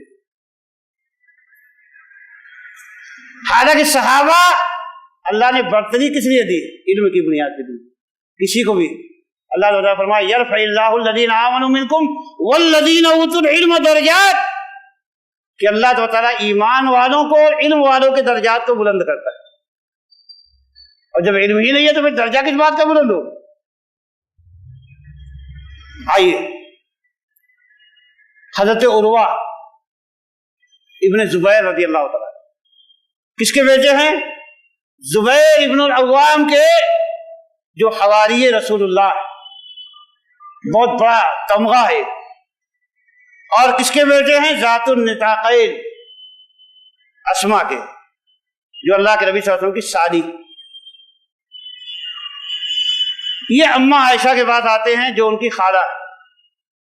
कहते अम्मा जान, इसमें कोई हर्ज नहीं है कि कोई आदमी सफा मरवा की सही ना करे, हज करे लेकिन सफा मरवा की सही ना करे तो कोई हर्ज की बात नहीं। कहा कि बेटा क्यों? कहा कि दलील कुरान से। कहा क्या दलील है? कहा अल्लाह ताला ने फरमाया वमन हज्जल बैत अवेतमरा फला जुनाह अलैहि यतव्वफ बिहिमा, कि जो आदमी हज करे या उमरा करे उसके लिए कोई हरज की बात नहीं है कि वो सफा मरवा का तवाफ कर ले। अल्लाह ताला ने कहा कि कोई हरज की बात नहीं, सफा मरवा का तवाफ कर ले। तो इससे ये समझ में आता है कि अगर ना भी करे तो कोई हरज नहीं। कहा कि तुमने कुरान का ये मफहूम बहुत गलत समझा। अब देखो, सहाबा के बेटे हैं, खालिस अरबी हैं, सहाबा के माहौल में परवरिश पाई, लेकिन एक आयत को समझने में ठोकर खा रहे। क्यों? इसलिए कि आयत का पसमंजर उनके सामने नहीं। आयत किस पसमंजर में नाजिल हुई ये उनको मालूम नहीं। अम्मा आयशा ने कहा देखो, ये आयत अंसारियों के हक में नाजिल हुई। अंसारी लोग मनात के पुजारी थे, और मनात के पुजारी मनात के पास आके रुक जाते और वो सफा मरवा की सही करने में हरज महसूस करते, यानी इसको गुनाह का काम समझते थे। तो अल्लाह ताला ने उनको समझाने के लिए इसमें कोई हरज और गुनाह मत समझो, ये हज के अरकान में दाखिल हो चुका है, इसलिए इसको तुम लोग करो। कहा कि जो आदमी सफा मरवा नहीं करेगा, अल्लाह ने इस बात से इनकार किया कि उसका हज पूरा हो जाए। अल्लाह के नबी ने सफा मरवा की सही की है, अब किसी के लिए गुंजाइश नहीं कि सफा मरवा की सही छोड़। देखा आपने सहाबा क्यों जरूरी? क्योंकि सहाबा के सामने कुरान नाजिल हुआ, सहाबा ने कुरान को समझा। अल्लाह के नबी सल्लल्लाहु अलैहि वसल्लम ने फरमाया कि खैरुन नास क़र्नी, कि सबसे बेहतर लोग मेरे जमाने के। अगर ऐसा हो जाए कि कुरान की किसी आयत को सारे सहाबा मिलकर ना समझे और बाद के जमाने के लोग समझ जाएं, तो ऐसा हो ही नहीं सकता कि सहाबा सबसे अच्छे लोग हो और सहाबा का जमाना सबसे अच्छा जमाना हो, तो बाद वाला जमाना सबसे अच्छा हो जाएगा, क्योंकि जो इल्म में बरतर है, फौकियत जिसको वही है, ऊंचा है। اصل برتری تو علم کی برتری، نالج صحابہ کا سب سے بڑا ہے۔ دوسری مثال، حضرت ابو ایوب انصاری رضی اللہ تعالیٰ عنہ قسطنطنیہ کے جہاد میں شریک تھے۔ ایک نوجوان نے بڑا بڑھ چڑھ کے حملہ کیا اور جب اس کی شدت حملہ کو لوگوں نے دیکھا تو کہا کہ قرآن کی آیت پڑھی کہ لا تلقوا بأیدیکم الی التہلکہ، کہ اپنے آپ کو ہلاکت میں مت ڈالو۔ کہا کہ تم لوگ آیت کا مطلب بہت غلط لیتے ہو۔ کہا کہ یہ آیت ہم انصاریوں کے بارے میں نازل ہوئی، ہم لوگوں نے شروع میں اللہ کے نبی کی بڑی مدد کی، اور بعد میں جب فتح مکہ ہو گیا، اسلام غالب آ گیا، بہت سے لوگ مسلمان ہو گئے، تو ہم نے کہا کہ اب تک ہم نے اپنے مال کی طرف توجہ نہیں دی، بچوں کی طرف توجہ نہیں دی، اب کچھ کمانا چاہیے، کچھ محنت کرنا چاہیے۔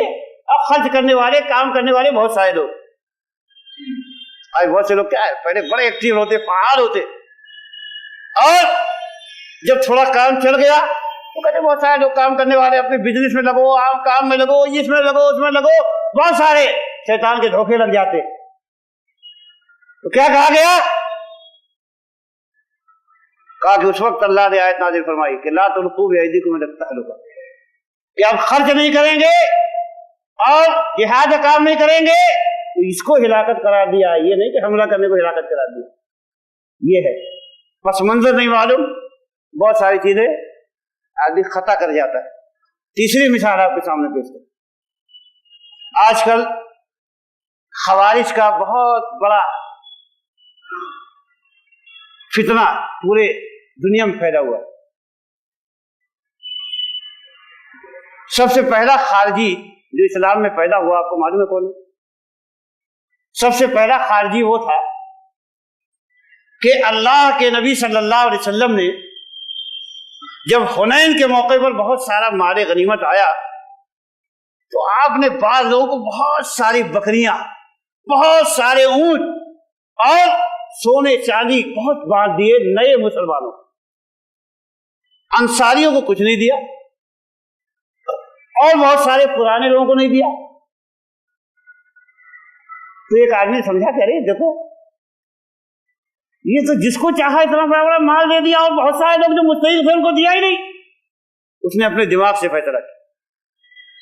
اللہ کے نبی صلی اللہ علیہ وسلم کا مقصد دعوت کی حکمت، دعوت کی حکمت کے پیش نظر آپ نے لوگوں کے دلوں کو جمانے کے لیے، کیونکہ آپ جانتے تھے کہ جو مضبوط ایمان والے ان کو دولت دو یا نہ دو اس کو کوئی فرق پڑنے والا ہے، لیکن جو کمزور ایمان والے ہیں یا جو زیادہ ضرورت مند ہیں ان کو مال دینا چاہیے، زیادہ دے دو۔ لیکن اس آدمی نے کیا سمجھا کہ سب کو برابر ملنا چاہیے تھا، یا جن لوگوں نے بہت محنت کی ان کو زیادہ ملنا چاہیے تھا۔ تو کیا کہا، اعدل یا محمد، اے محمد انصاف کرو، تم نے انصاف نہیں کیا۔ یہ پہلا خارجی تھا جس نے اللہ کے نبی پر اعتراض کیا۔ جب حضرت عمر نے کہا کہ اللہ کے نبی اس کی گردن مار دو، تو آپ نے کہا کہ چھوڑ دو، اس کی نسل سے ایسے لوگ پیدا ہوں گے کہ میرے صحابہ ان کی نمازوں کے مقابلے میں تم اپنی نمازوں کو حقیر سمجھو گے، ان کے روزوں کے مقابلے میں تم اپنے روزوں کو حقیر سمجھو گے، اور یہ دین قرآن پڑھیں گے لیکن ان کے حلق سے نیچے نہیں اترے گا، اور یہ دین سے ایسے نکل جائیں گے جیسے تیر کمان سے نکل جائے گا۔ اور سب سے پہلا کیا ہے، ان کا کام حکومتوں پہ اعتراض کرنا۔ دوسرے خارجی کون لوگ تھے؟ عبداللہ ابن سبا کے ماننے والے، جنہوں نے حضرت عثمان غنی پر اعتراض کیا۔ تفصیل میں جانے کا موقع نہیں ہے، میں خالی ایک کنفیوژن آپ کے دماغ سے نکالنا چاہتا ہوں کہ آپ سمجھیے۔ آج لوگ صحابہ کا نام لیتے ہیں بہت زور سے، جس طرح بہت سارے لوگ کیا رسول اللہ صلی اللہ علیہ وسلم کا نام لیتے ہیں، اتنا زیادہ نام لیتے ہیں کہ آدمی سوچتا ہے یہی محبت کرنے والے، اللہ کے رسول سے کوئی محبت کرنے والے۔ ہر قدم بار بار کہتے ہیں اللہم صلی علی محمد، اللہم صلی علی محمد، لیکن حقیقت کیا ہے؟ کیا محمد رسول اللہ کو ماننے والے ہیں؟ یہ محمد رسول اللہ صلی اللہ علیہ وسلم کی ایک بھی بات مانتے ہیں؟ توحید مانتے ہیں؟ اتباع کتاب و سنت مانتے ہیں؟ کبھی مانتے ہیں؟ ایسے ہی بہت سارے لوگ صحابہ صحابہ چلاتے رہتے لیکن صحابہ کی ایک بھی بات نہیں مانتے، اپنے اماموں کی مانتے، بزرگوں کی مانتے، صحابہ کی نہیں مانتے۔ حضرت علی رضی اللہ تعالیٰ عنہ کے زمانے میں 6000 آدمی ایک بستی میں جمع ہوئے، اور انہوں نے یہ فیصلہ کیا کہ حضرت علی سے جنگ کریں گے، صحابہ سے جنگ کریں گے۔ روز لوگ حضرت علی کے پاس آتے، کہتے کہ یہ لوگ آپ کے خلاف نکلنے والے، حملہ کرنے والے آپ۔ تو حضرت علی کیا کہتے؟ ان کو چھوڑ دو، جب تک یہ لوگ ہم پہ حملہ نہیں کریں گے تب تک ہم لوگ بھی حملہ نہیں کریں گے۔ حضرت عبداللہ بن عباس فرماتے ہیں کہ ایک دن میں ظہر کے دوپہر میں علی رضی اللہ تعالیٰ کے پاس آیا، میں نے کہا آج آپ ذرا نماز لیٹ پڑھیے، تھوڑا ٹھنڈی کر کے پڑھیے، میں ان لوگوں کے پاس جانے والا۔ کہا ارے بھائی مت جاؤ، مجھے ڈر ہے ان کے بارے میں۔ کہا نہیں کوئی ڈر نہیں، کہتے میں بہت اچھے اخلاق والا آدمی۔ کیا کہتے ابن عباس؟ میں بہت اچھے اخلاق والا آدمی تھا، مجھے کوئی خطرہ نہیں۔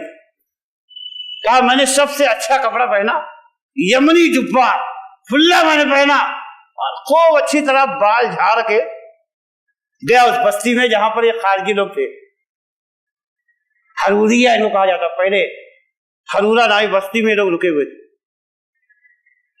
کہا گیا تو میں نے ان کو سلام کیا تو کہتے مرحباً یا ابن عباس، اے ابن عباس آئیے آئیے، خوش آمدید، ویلکم، تشریف لائیے۔ کہا یہ لوگ کھانا کھا رہے۔ کہا کہ اتنی محنتی قوم میں نے دنیا میں نہیں دیکھا، ان کی پیشانیاں زخمی تھی سجدہ کرتے کرتے۔ کہا کہ ہاتھوں کی ہتھیلیوں پہ ایسے نشانات تھے جیسے لگتا کہ اونٹوں کے گھٹنے ہو، اونٹوں کے گھٹنے ہو۔ اتنی زیادہ محنت کرنے والے، عبادت کرنے والے، تلاوت قرآن کرنے والے، رونے والے، او سبحان اللہ، دیکھ کے آدمی یعنی تعجب کرے کتنی محنت مشقت کرنے والے لوگ۔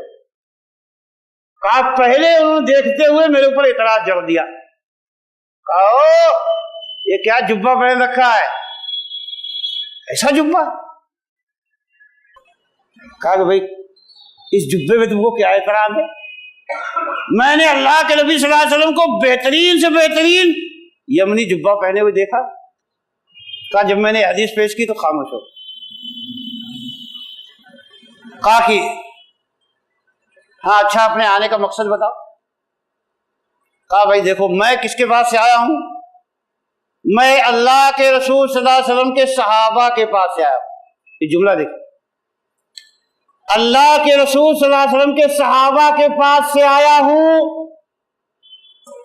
جن کے اوپر قرآن نازل ہوا، اللہ کے نبی صلی اللہ علیہ وسلم کے داماد کے پاس سے آیا ہوں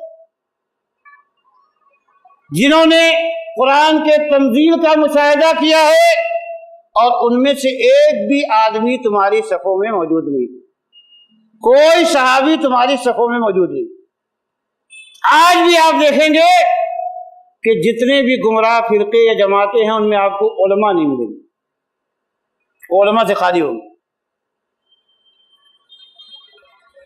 آج آپ بتائیے کہ جن لوگوں نے اب تک مہدیت کا دعویٰ کیا کتنے علماء ان کے ساتھ تھے؟ جن لوگوں نے مسیحیت کا دعویٰ کیا کتنے علماء ان کے ساتھ تھے؟ کہ بدعتیوں کی سب سے بڑی پہچان کہ ان کے ساتھ علماء نہیں ہوتے جو حقیقی عالم۔ وہ کہا کہ ان صحابہ میں سے تمہارے پاس ایک بھی نہیں۔ وہ کچھ لوگوں نے کہا کہ رے اس سے بحث مت کرو، اللہ نے قرآن پاک میں فرمایا قریشیوں کے بارے میں انہم قوم خصمون، کہ بڑے بحث باز لوگ ہوتے ہیں، ان سے بات مت کرو، بحث نہیں کرو۔ آج بھی لوگ کہتے علماء سے بات مت کرنا، ان کے پاس نہیں جانا۔ جتنے لوگ آج فسادی ہیں، آج جو جہادی گروپ گھومتا ہے سب سے پہلے علماء کو ڈیمیج کرتا ہے۔ آپ کبھی بھی دیکھو ان کی نشانی، کہیں گے علماء حکومت کے پٹھو ہیں، بکے ہوئے ہیں، بزدل ہیں، ان کے ساتھ اٹھنا بیٹھنا نہیں، ان کے ساتھ تعلق نہیں رکھنا، یہ سارے کے سارے بک گئے۔ سبحان اللہ، اللہ نے اس بات کا انکار کیا کہ علماء سارے کے سارے فاسد ہو جائے، سارے کے سارے بگڑ جائے، اور جاہل لوگ یہ اللہ کے دین کو اٹھا کے گھومے، ناممکن بات ہے، ایسا کبھی نہیں ہو سکتا۔ سب سے زیادہ اللہ سے ڈرنے والے، اللہ نے قرآن میں اعلان کیا ہے انما یخشی اللہ من عبادہ العلماء، کہ اللہ کے بندوں میں اللہ سے سب سے زیادہ ڈرنے والے علماء ہوتے۔ और ये उलमा को डैमेज करते। आप सोचिए, ये बड़ी पहचान। इब्न अब्बास रजी अल्लाह तआला फरमाया कि तुम्हारे पास इनमें से कोई एक भी नहीं। तो कहा इससे बहस मत करो, कुरैशी लोग बड़े बहसबाज होते हैं, अल्लाह ने फरमाया कुरान में। और कुछ लोगों ने ये कह के अलहदगी इख्तियार कर ली, चले गए। लेकिन 2-3 आदमी कहे लगे नहीं नहीं, अरे क्यों नहीं बात करेंगे, जरूर बात करेंगे। कहा जरूर बात करवाओ। कहा कि क्या एतराज है? कहा कि हमारा एतराज पहला तो ये है कि अल्लाह के मामले में उन्होंने आदमियों को हकम बनाया, फैसला करने वाला बनाया। का नंबर 1। नंबर 2 क्या है? कहा कि उन्होंने जंग तो की, लेकिन जिनसे जंग की उनका माले गनीमत नहीं लूटा और उनको कैदी नहीं बनाया, लौंडी नहीं बनाया, गुलाम नहीं बनाया। कहा दूसरा एतराज। तीसरा एतराज क्या है? कहा तीसरा एतराज ये है कि जब सुलह करने लगा तो उन लोगों ने कहा कि अपने नाम से अमीरुल मोमिनीन निकालो, तो इसने अपने नाम से अमीरुल मोमिनीन निकाल दिया। जब ये मोमिनों का अमीर नहीं है तो काफिरों का अमीर हुआ। आगे 3 एतराज। कहा अगर मैं कुरान और हदीस के जरिया दलाइल देकर तुम्हारी इन बातों को, तुम्हारे इन एतराजात का जवाब दे दूं तो तुम मानोगे? कहा जरूर मानेंगे। कहा ठीक है। तुम्हारा पहला एतराज कि अल्लाह के मामले में लोगों को फैसला करने वाला हकम बनाया। तुम्हारी दलील क्या है? कुरान की आयत, इनिल हुक्मु इल्ला लिल्लाह, कि फैसला सिर्फ अल्लाह का। तुमने कुरान की आयत पेश। देखो, कुरान की इस आयत का मतलब तुमने सही नहीं सुना। अल्लाह ताला ने कुरान पाक में फरमाया कि जब कोई मुहरिम और हाजी किसी वहशी जानवर को कत्ल कर दे तो उसके बदले में उसी जैसा जानवर कत्ल करेगा, उसी जैसा जानवर ज़बह करेगा। इसका फैसला कौन करेगा? यहकुम बिही ज़वा अदलिन मिनकुम, तुम में से 2 जो आदिल आदमी है वो उसका फैसला करेंगे। अल्लाह का ये हुक्म है। हालांकि अल्लाह चाहता तो खुद फैसला कर सकता था। बोलो, इंसान को अल्लाह ने फैसला करने वाला बनाया कि नहीं बनाया? का बनाया। कहा कि एक मामूली जानवर का खून, उसके लिए तो इंसान को फैसला करने वाला बनाया, और इतने सारे इंसानों का खून बह रहा हो तो उसके लिए इंसान को फैसला करने वाला नहीं बनाया जा सकता। बोलो, वो हल्का है कि ये हल्का है? कहा कि नहीं, सही बात है। कहा बोलो इस एतराज से। कहा कि दूसरी आयत सुनो।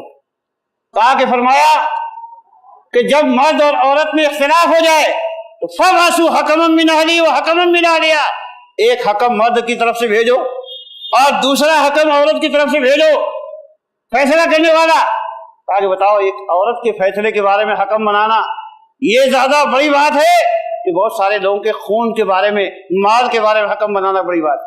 कहा कि नहीं, उसके बारे में बड़ी बात। कहा कि अल्लाह ताला की इस आयत से मैं इस एतराज से बाहर हो गया। कहा तुम इस एतराज से बाहर हो गए। दूसरा जवाब दो। कहा दूसरी बात, तुमने ये कहा कि क़िताल किया लेकिन लौंडी नहीं बनाया, गुलाम नहीं बनाया, तो ये बताओ कि क्या तुम अम्मा आयशा को लौंडी बना सकते हो? उनके साथ भी वही काम करोगे जो तमाम औरतों के साथ कर सकते हो? अगर तुम ये कहते हो कि हाँ तो भी कुफ्र किया, और अगर ये कहते हो कि हमारी मां नहीं है तो भी तुमने कुफ्र किया। क्योंकि अल्लाह ताला कुरान पाक में फरमाता है कि अन्नबिय्यु औला बिल मोमिनीन मिन अनफुसिहिम व अज़वाजुहुम उम्महातुहुम, कि नबी उनकी जानों से भी ज्यादा मुसलमानों के हकदार है और उनकी बीवियां उनकी माएँ हैं। है कि नहीं है? कहा कि निकल गया मैं इस एतराज से? कहा निकल गया। कहा तीसरे एतराज का जवाब सुनो। कहा कि हजरत अली अफजल है कि अल्लाह के नबी सल्लल्लाहु अलैहि वसल्लम? कहा नहीं, अल्लाह के रसूल। कहा कि अल्लाह के रसूल सल्लल्लाहु अलैहि वसल्लम जब सुलह करने लगे मुशरिकों से तो मुशरिकों से ने कहा था कि तुम्हारे नाम के आगे रसूलुल्लाह नहीं रहेगा। तो उन्होंने क्या कहा कि अल्लाह तो जानता है कि मैं तेरा रसूल हूं। कहा कि मिटा दो रसूल, कह दो लिखो कि ये फैसला मोहम्मद इब्न अब्दुल्लाह का सल्लल्लाहु अलैहि वसल्लम। कहा कि क्या रसूल अल्लाह निकालने से नबूवत से उनका नाम मिट गया? कहा नहीं मिटा। तो कहा अमीरुल मोमिनीन निकाल देने से क्या अमीरुल मोमिनीन ही खत्म हो गई उनकी? कहा नहीं। बोलो तीनों इतराज पूरा हो गया? कहा हो गया। 2000 आदमियों ने तौबा किया, 2000 आदमियों ने तौबा की। ऐसी गुमराही फैल जाती, कंफ्यूजन होता है। आदमी जाहिर में पेश करता है तो आदमी सोचता है हाँ यार तो कुरान पेश कर रहा है, ये तो हदीस पेश कर रहा है, कुरान की तावील पेश कर रहा है। अल्लाह के नबी सल्लल्लाहु अलैहि वसल्लम फरमाया था कि अखवफु मा अखाफु अलैकुम कुल्लु मुनाफिकिन अलीमिल लिसान, कि मैं तुम्हारे बारे में सबसे ज्यादा जिसका डर रखता हूं कौन है? ऐसा मुनाफिक जो जुबान के इस्तेमाल करने का हुनर जानता है। अब मैं आप बताओ कि तकरीर का जोश, एक मौलवी साहब तकरीर कर रहे थे, बड़ी मुकफ़ा मुसज्जा इबारतें, और उसके बीच में उन्होंने कहा कि अल्लाह का शुक्र करो कि तुम सब जाहिल हो, अगर नहीं जाहिल होते तो सब के सब वहाबी हो जाते। वो कहा नारे तकबीर। देखा आपने, मुनाफिक अलीमुल लिसान, बात करने का अगर हुनर जानता है, और फिर जो कंफ्यूज करने का हुनर जानता है। कुरान की आयतों से कंफ्यूज कैसे करते हैं लोग? मिर्जा गुलाम अहमद कादियानी सब लोग जानते हैं गुमराह है, फासिद है, नबूवत का दावा किया अल्लाह के नबी ने। बिल्कुल मुसलमानों का मुसल्लमा अकीदा है कुरान और हदीस में कि अल्लाह के नबी आखिरी नबी है, उनके बाद कोई नबी आने वाला है। लेकिन इनके मानने वालों ने, मुसलमानों में से बहुत से लोग गुमराह हो गए, कादियानी बन गए कि नहीं बन गए? कुरान की आयत है कि मोहम्मद रसूलुल्लाह व खातमुन नबिय्यीन, कि मोहम्मद अल्लाह के रसूल हैं और नबियों के खातम हैं। खातम का माना सारी उम्मत क्या करती है कि नबूवत का सिलसिला खत्म हो गया, नहीं आपके बाद कोई नबी आने वाला है। लेकिन ये लोग क्या कहते हैं? अरबी जुबान में खातम का मतलब होता है अंगूठी। अंगूठी की अरबी क्या है? इसे पूछिए, वो कहेगा खातम। खातम माने अंगूठी। आगे देखो अंगूठी क्या है? उंगलियों की जीनत होती है। तो यहां पर अल्लाह के नबी सल्लल्लाहु अलैहि वसल्लम को खातम बनाया गया, मतलब यह है कि वो नबियों की जीनत है। यह मतलब नहीं है कि अब आपके बाद कोई नबी नहीं आए। कैसे घुमा दिया आप? अल्लाह ताला ने कुरान पाक बताया है कि अम्मल लज़ीना फी क़ुलूबिहिम ज़ैग़ुन फ़यत्तबिऊन मा तशाबहा मिन्हु इब्तिग़ाअल फ़ितनति व इब्तिग़ाअ तावीली, कि जिनके दिलों में कली है वो कुरान की मुतशाबिह आयतों के पीछे पड़ जाते, मुतशाबिह आयतों के पीछे पड़ जाते।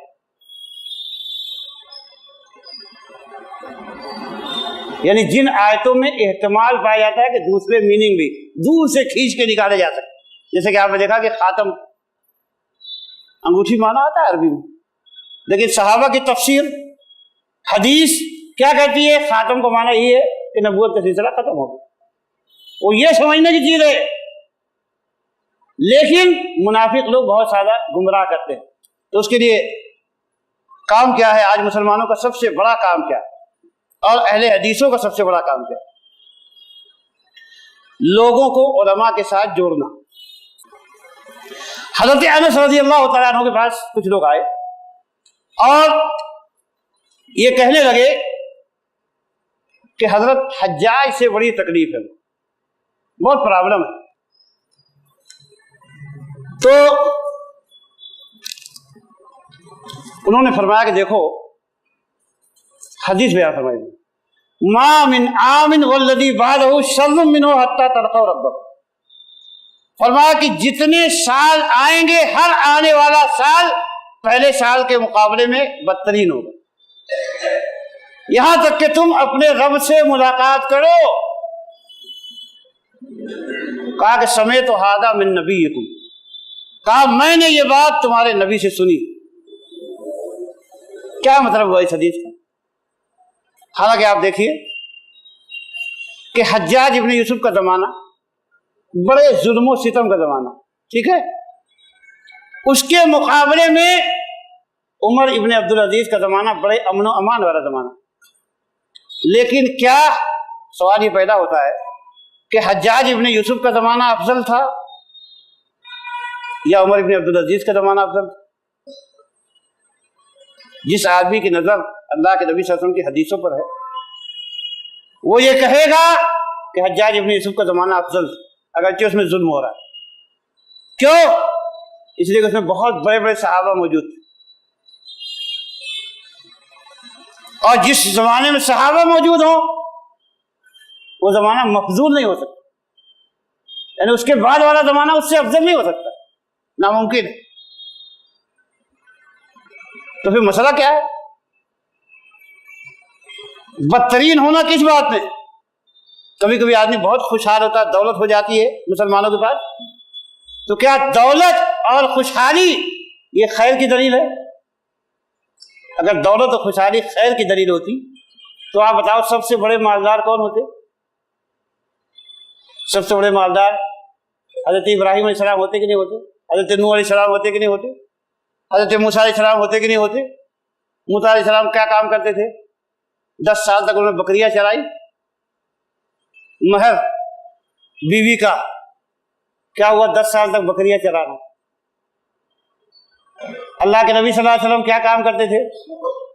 شروع میں آپ نے بکریاں چرائی، اور پھر اس کے بعد کتنے بڑے لینڈ لارڈ تھے آپ، کتنا مال تھا آپ کے پاس. آپ کی وفات ہوئی تو آپ کا کیا حال تھا؟ کتنا قرض لے کے مرے اللہ کے نبی صلی اللہ علیہ وسلم. کیسے وفات ہوئی آپ کی؟ ہاں بولیے آپ. درعہ مرہون عند یہودی، بعض روایتوں میں آیا ہے کہ آپ کے ذرا ایک یہودی کے ہاں گروی تھی.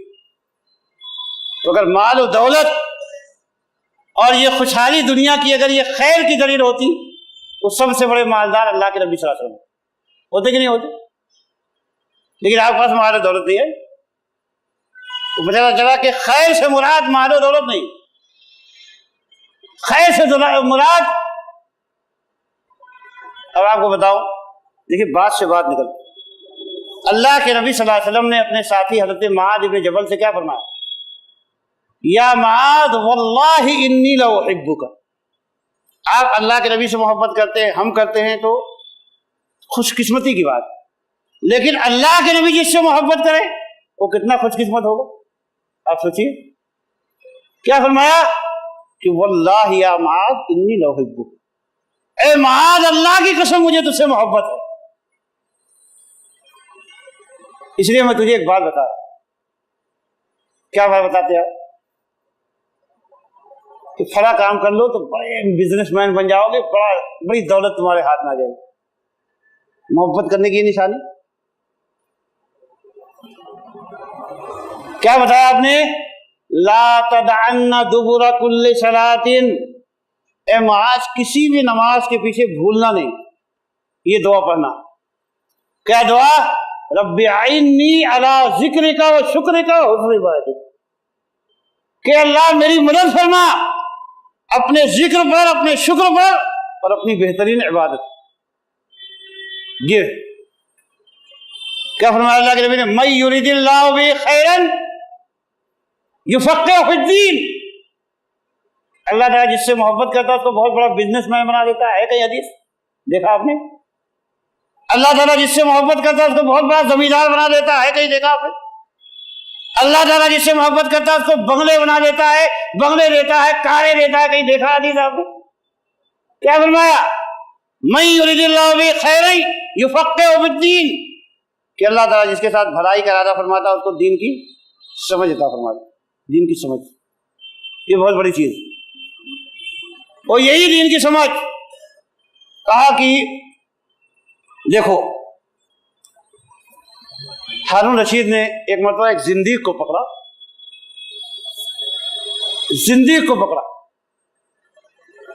اور کہا کہ قتل کرو. کہا کہ تم مجھے قتل کرو گے؟ میں نے کئی ہزار حدیثیں گڑھی ہیں، حرام کو حلال بنا دیا، حلال کو حرام بنا دیا، تو کیسے چھانٹو گے اس کو؟ تو کہا کہ عدو اللہ، اللہ کے دشمن، این انت من ابی اسحاق الفزاری و عبداللہ ابن المبارک.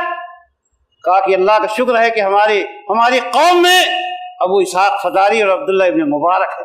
وہ چھلنی اٹھائیں گے اور چھان کے ایک ایک حرف نکال کے بتا دیں گے کہ یہ گڑا ہوا ہے، یہ اللہ کے نبی صلی اللہ علیہ وسلم کا کلام. علماء اللہ کی رحمت ہے بہت بڑی، ان کو حقیر مت سمجھو، یہ اللہ کی بہت بڑی رحمت. یہ لوگوں کو فساد سے، گمراہیوں سے، بگاڑ سے بچاتے، اللہ کی رحمتیں ان کے ساتھ ہوتی۔ عبداللہ بن مسعود رضی اللہ عنہ فرماتے کہ لا یاتی علیکم زمان الا وهو شر ممن کان قبلہ، کہ جتنے زمانے تمہارے پاس آئیں گے وہ اپنے پہلے والے زمانوں کے مقابلے میں شر ہوں گے، شر۔ پھر اس کی تشریح کیا فرمائی؟ اما انی لا آنی امیرا خیرا من امیر ولا عاما خیرا من عام، میری مراد یہ نہیں ہے کہ کوئی امیر کسی امیر سے بہتر ہوگا یا کوئی سال کسی سال سے بہتر ہوگا، ولیکن علماؤکم وفقہاؤکم یذہبون ثم لا تجدون منہم خلفاء، بلکہ میری مراد یہ ہے کہ تمہارے علماء اٹھ جائیں گے اور ان کا جانشین پیدا نہیں، ان کا جانشین پیدا نہیں ہوگا۔ وَيَجِيءُ قَوْمٌ يُفْتُونَ بِرَائِهِمْ، اس کے بعد جو لوگ آئیں گے وہ اپنی رائے سے فتویٰ دیں گے، اپنی رائے سے فتویٰ دیں گے۔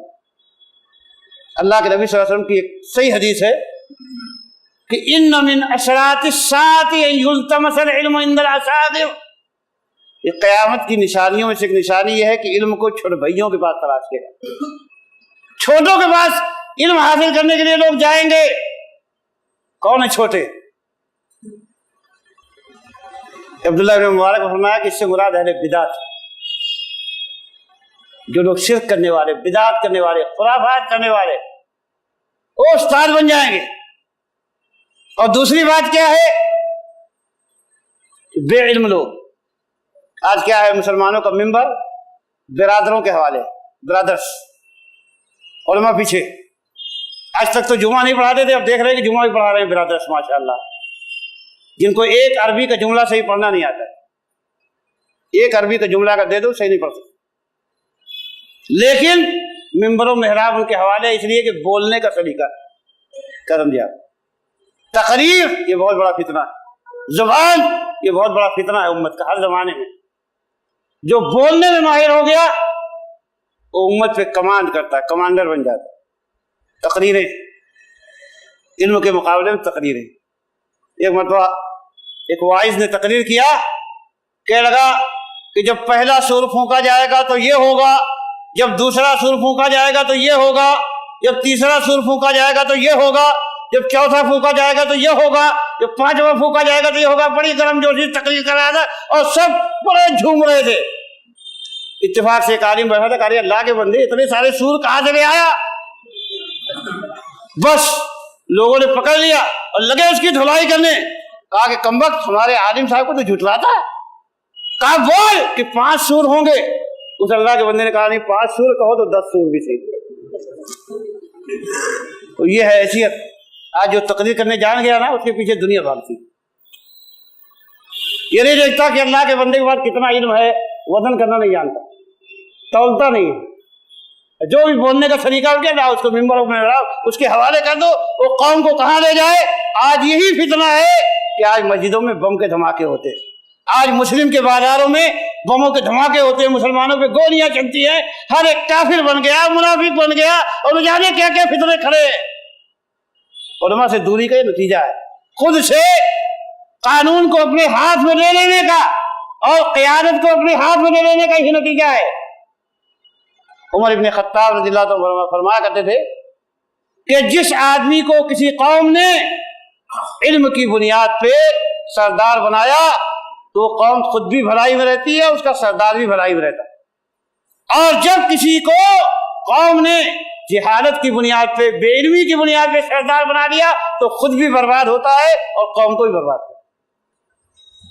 کسی شاعر نے کہا تھا کہ اذا کان الغراب رئیس قوم فیجرهم یوما الی جیف الکلاب، کہ اگر کوا کسی قوم کا رئیس بن جائے تو ایک دن کتوں کا مردار کھانے کے لیے قوم کو لے جائے گا۔ آج یہی مسئلے ہے، آج دیکھ رہو ہر طرف فتووں کی گرم بازاری ہے۔ کوئی بھی آدمی ایک دعویٰ کر دیتا خلیفہ کھڑا ہو گیا، بتاؤ اتنے جاہل لوگ ہیں کہ آپس میں لڑنے لگتے، بھاگنے لگتے اس کے پیچھے۔ ارے بھائی پہلے اس کو تولو، کیا خالی دعووں کی بنیاد پہ جہاد کا نعرہ لگا دیا اس کے پیچھے بھاگنے لگے؟ یہ دیکھو کہ جہاد کے نام پہ فساد تو نہیں کر رہا، جہاد کا مطلب اس کو معلوم ہے کہ نہیں معلوم ہے؟ سب سے پہلا جہاد کا پہلا اسٹیج عقیدے کی اصلاح ہے، اپنے آپ سے جہاد۔ میں کہتا ہوں یہ سب داڑھیاں مڑائے ہوئے، ٹخنے سے نیچے کپڑا پہنے ہوئے، توحید کا مطلب نہیں جانتے، اور ساری دنیا میں جہاد کے لیے گرما گرم تقریریں کر رہے۔ کسی نے کہا تھا اقیموا دولت الاسلام فی نفوسکم تقم فی ارضکم، اپنے اوپر اسلام نافذ کرو، دنیا میں خود نافذ ہو جائے۔ تمہارے اوپر تو کہیں اسلام نظر نہیں آتا، سر سے پاؤں تک یہود و نصارہ کے طریقے میں، تمہارا چہرہ یہود و نصارہ کا، تمہارا کپڑا یہود و نصارہ کا، نمازیں تمہاری غائب، توحید کے مسائل نہیں جانتے، وہی باتیں کرتے ہو۔ حضرت مدنی امام شافعی رحمۃ اللہ علیہ کے پاس آئے بحث کرنے لگے، اللہ کے بارے میں بڑی بڑی بحثیں کرنے، کہا کہ یہ آسمان کے ستارے ان کے بارے میں تمہیں کتنا علم ہے؟ بگلے جھانک دیتے، کہا جو چیز تمہیں نظر آتی ہے اس کے بارے میں تمہیں علم نہیں ہے، اور جو غیب ہے پورا کا پورا اس کے بارے میں بڑی بڑی بحثیں کرتے ہو۔ کہا کہ وضو کا فلاں مسئلہ جانتے ہو؟ کہا میں حیران رہ گیا۔ دوسرا مسئلہ کہا وضو کا فلاں مسئلہ جانتے ہو؟ کہا میں حیران رہ گیا۔ کہا تیسرا مسئلہ کہا وضو کا فلاں مسئلہ جانتے ہو؟ کہا میں حیران رہ گیا۔ کہا کہ دیکھو تمہارے دین کی جو بنیادی چیز اس کے بارے میں تمہیں نہیں معلوم ہے، بڑی بڑی باتیں کرتے ہو، بڑی بڑی باتیں کرتے ہو۔ آج ایسی ہے، آپ اسے پوچھ لیجئے ایمان کے کتنے ارکان کو نہیں معلوم ہے، توحید کی کتنی قسمیں نہیں معلوم ہے، نماز میں کتنے ارکان ہیں، کتنے فرائض ہیں، کیا واجبات مستحبات ہیں تو نہیں معلوم ہے، وضو میں کتنے فرائض ہیں، کن چیزوں سے وضو ٹوٹ جاتا ہے نہیں معلوم۔ بڑی بڑی باتیں، قوم ملت کے فیصلے، فلاں سیاست پہ بات نہیں کر رہا ہے، قوم ماری جا رہی ہے، یہ ہو رہا ہے وہ ہو رہا ہے، اور فلاں بک گیا پچھو ہو گیا یہ ہو گیا، بڑے بڑے تبصرے ان کے سارے بڑے بڑے علماء پر۔ یہ کیا ہے؟ یہ بربادی کی نشانی ہے۔ جو لوگ راسخین فی العلم ہیں، جنہوں نے 25 سال 30 سال 40 سال قرآن و حدیث کے ساتھ لگایا ہے، وہ بیکار ہو گئے، اور تم نے چند کتابیں گوگل کے مفتی اعظم بن گئے، واٹس ایپ کے مفتی اعظم بن گئے تم پڑھ کے۔ انا للہ و انا الیہ راجعون۔ یہ قوم کی تباہی اور بربادی کی نشانی ہے کہ علماء کے ساتھ اتنی تحقیر اور اتنی تنقیص، اور اپنے ٹوٹے پھوٹے علم پہ اتنا ناز نہیں۔ اللہ کے بندو، بربادی کے راستے پہ مت جاؤ، تباہی کے راستے پہ مت جاؤ۔ تو آج سب سے بڑا کام کیا ہے؟ علماء سے جوڑنا، مجلسوں سے جوڑنا۔ ابھی کتاب التوحید اگر کوئی پڑھنے لگے تو 4 آدمی نہیں بیٹھیں گے، یہ اپنا تجربہ ہے۔ بڑے بڑے دعوے کرنے والے کتاب التوحید اگر پڑھنے لگے، حالانکہ ان کے مسائل کے بارے میں کچھ نہیں معلوم ہے، لیکن نہیں بیٹھیں گے۔ صفت الصلاۃ النبی اگر لے کے بیٹھ جائے کوئی نہیں بیٹھے گا۔ کوئی آدمی آئے مسلک بازی کے بارے میں تقریر کرے، گرم گرم جہاد کے بارے میں تقریر کرے، قوم کو ابھارے لڑائی فتنے فساد پر، پوری بھیڑ لگ جائے گی، مجمع عام لگ۔ میں بتاؤں، حضرت سلمان فارسی رضی اللہ تعالیٰ ایک مرتبہ گئے مدائن کی مسجد میں، لوگوں نے کہا صحابی رسول آئے، بڑی بھیڑ لگ گئی، پوری مسجد کچا کچ بھر گئی۔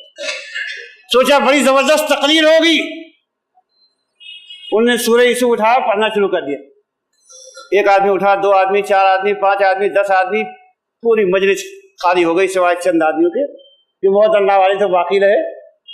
کہنے لگے ازخرف القول اردتم واذا قرات علیکم القرآن ذهبتم، کیا تم چاہتے ہو کہ میں لچھے دار تقریریں کروں، اور جب قرآن پڑھ کے سنا رہا تو بھاگ گئے؟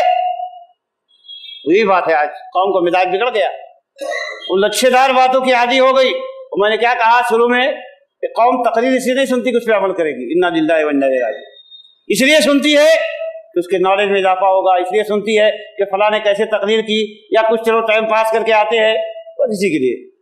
اللہ ماشاء اللہ چند اللہ کے بندے ایسے ہیں، ایسا میں نہیں کہتا، بعض بندوں کو میں نے دیکھا ہے کہ اپنی پوری دنیا لوٹا کے بھی اللہ اس کے رسول کے حکم پہ قائم رہتے ہیں۔ یہی چند اللہ کے بندے ہیں جو دنیا میں خیر و برکت کا باعث ہیں۔ ایسے بہت سے لوگ ہیں ابھی دنیا میں، ایسا نہیں ہے، لیکن اکثریت کی بات یہی ہے۔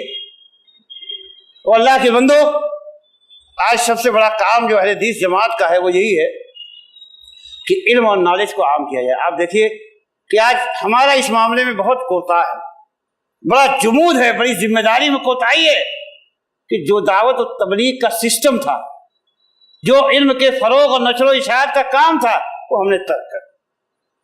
ترک کر دیا۔ آج آپ دیکھیے کہ ایک آدمی آتا تھا میاں نذیر حسین کا گلا دبانے کے، لیکن ان کی محبت، ان کا اخلاق، ان کا علم دیکھنے کے بعد ان کا گرویدہ بن جاتا تھا، ان کی قربانیاں تھیں۔ لیکن آج ہم نے یہ سوچ لیا کہ بس ہمارا کوئی کام نہیں ہے، اپنی بزنسوں میں لگ گئے، کاروبار میں لگ گئے، ترقی میں لگ گئے، اور اللہ کے دین کو چھوڑ دیا کہ جس کے حوالے کر دیا۔ آپ بتاؤ کہ خالی گھر شیطان کا ہوتا ہے کہ نہیں ہوتا؟ جب آپ نے فیلڈ کو خالی چھوڑ دیا تو ظاہر سی بات ہے کہ کنفیوژن پیدا کرنے والے کنفیوژن پیدا کریں گے۔ جب کنفیوژن پیدا کرنے والے لاکھوں کی تعداد میں ہیں اور کنفیوژن کو دور کرنے والے کہیں نظر نہیں آتے تو فساد پیدا ہوگا کہ نہیں ہوگا، بگاڑ پیدا ہوگا کہ نہیں ہوتا ہوگا۔ وہ یہ سمجھنے کی بات ہے، اللہ کے بندو اس کو سمجھو، علم سے جڑو، علماء سے جڑو، علم کے ساتھ تعلق قائم کرو۔ اور دیکھیے کوئی بھی شبہ ایسا نہیں ہے کہ الحمدللہ اس کا جواب نہیں موجود۔ آج علماء موجود ہیں، وہ ہر شبہے کا جواب دیتے ہیں، ہر شبہے کا توڑ ہے، بڑے سے بڑا فسادی جو نکلتا ہے وہ ان کے سامنے ڈیمیج ہو جاتا ہے۔ اللہ سے دعا ہے کہ اللہ تعالیٰ ہم کو دین کی سمجھ عطا فرمائے، جب تک دنیا میں زندہ رکھے، کتاب و سنت کی تعلیمات پہ زندہ رکھے، اللہ اس کے رسول کی محبت پہ زندہ رکھے، جب ہمارا خاتمہ ہو ایمان پہ خاتمہ ہو، اللہ اس کے رسول کی محبت پہ خاتمہ ہو۔ اقول قولی ھذا واستغفر اللہ لی ولکم ولسائر المسلمین من کل ذنب وصلی اللہ تعالی نبینا محمد۔ السلام علیکم۔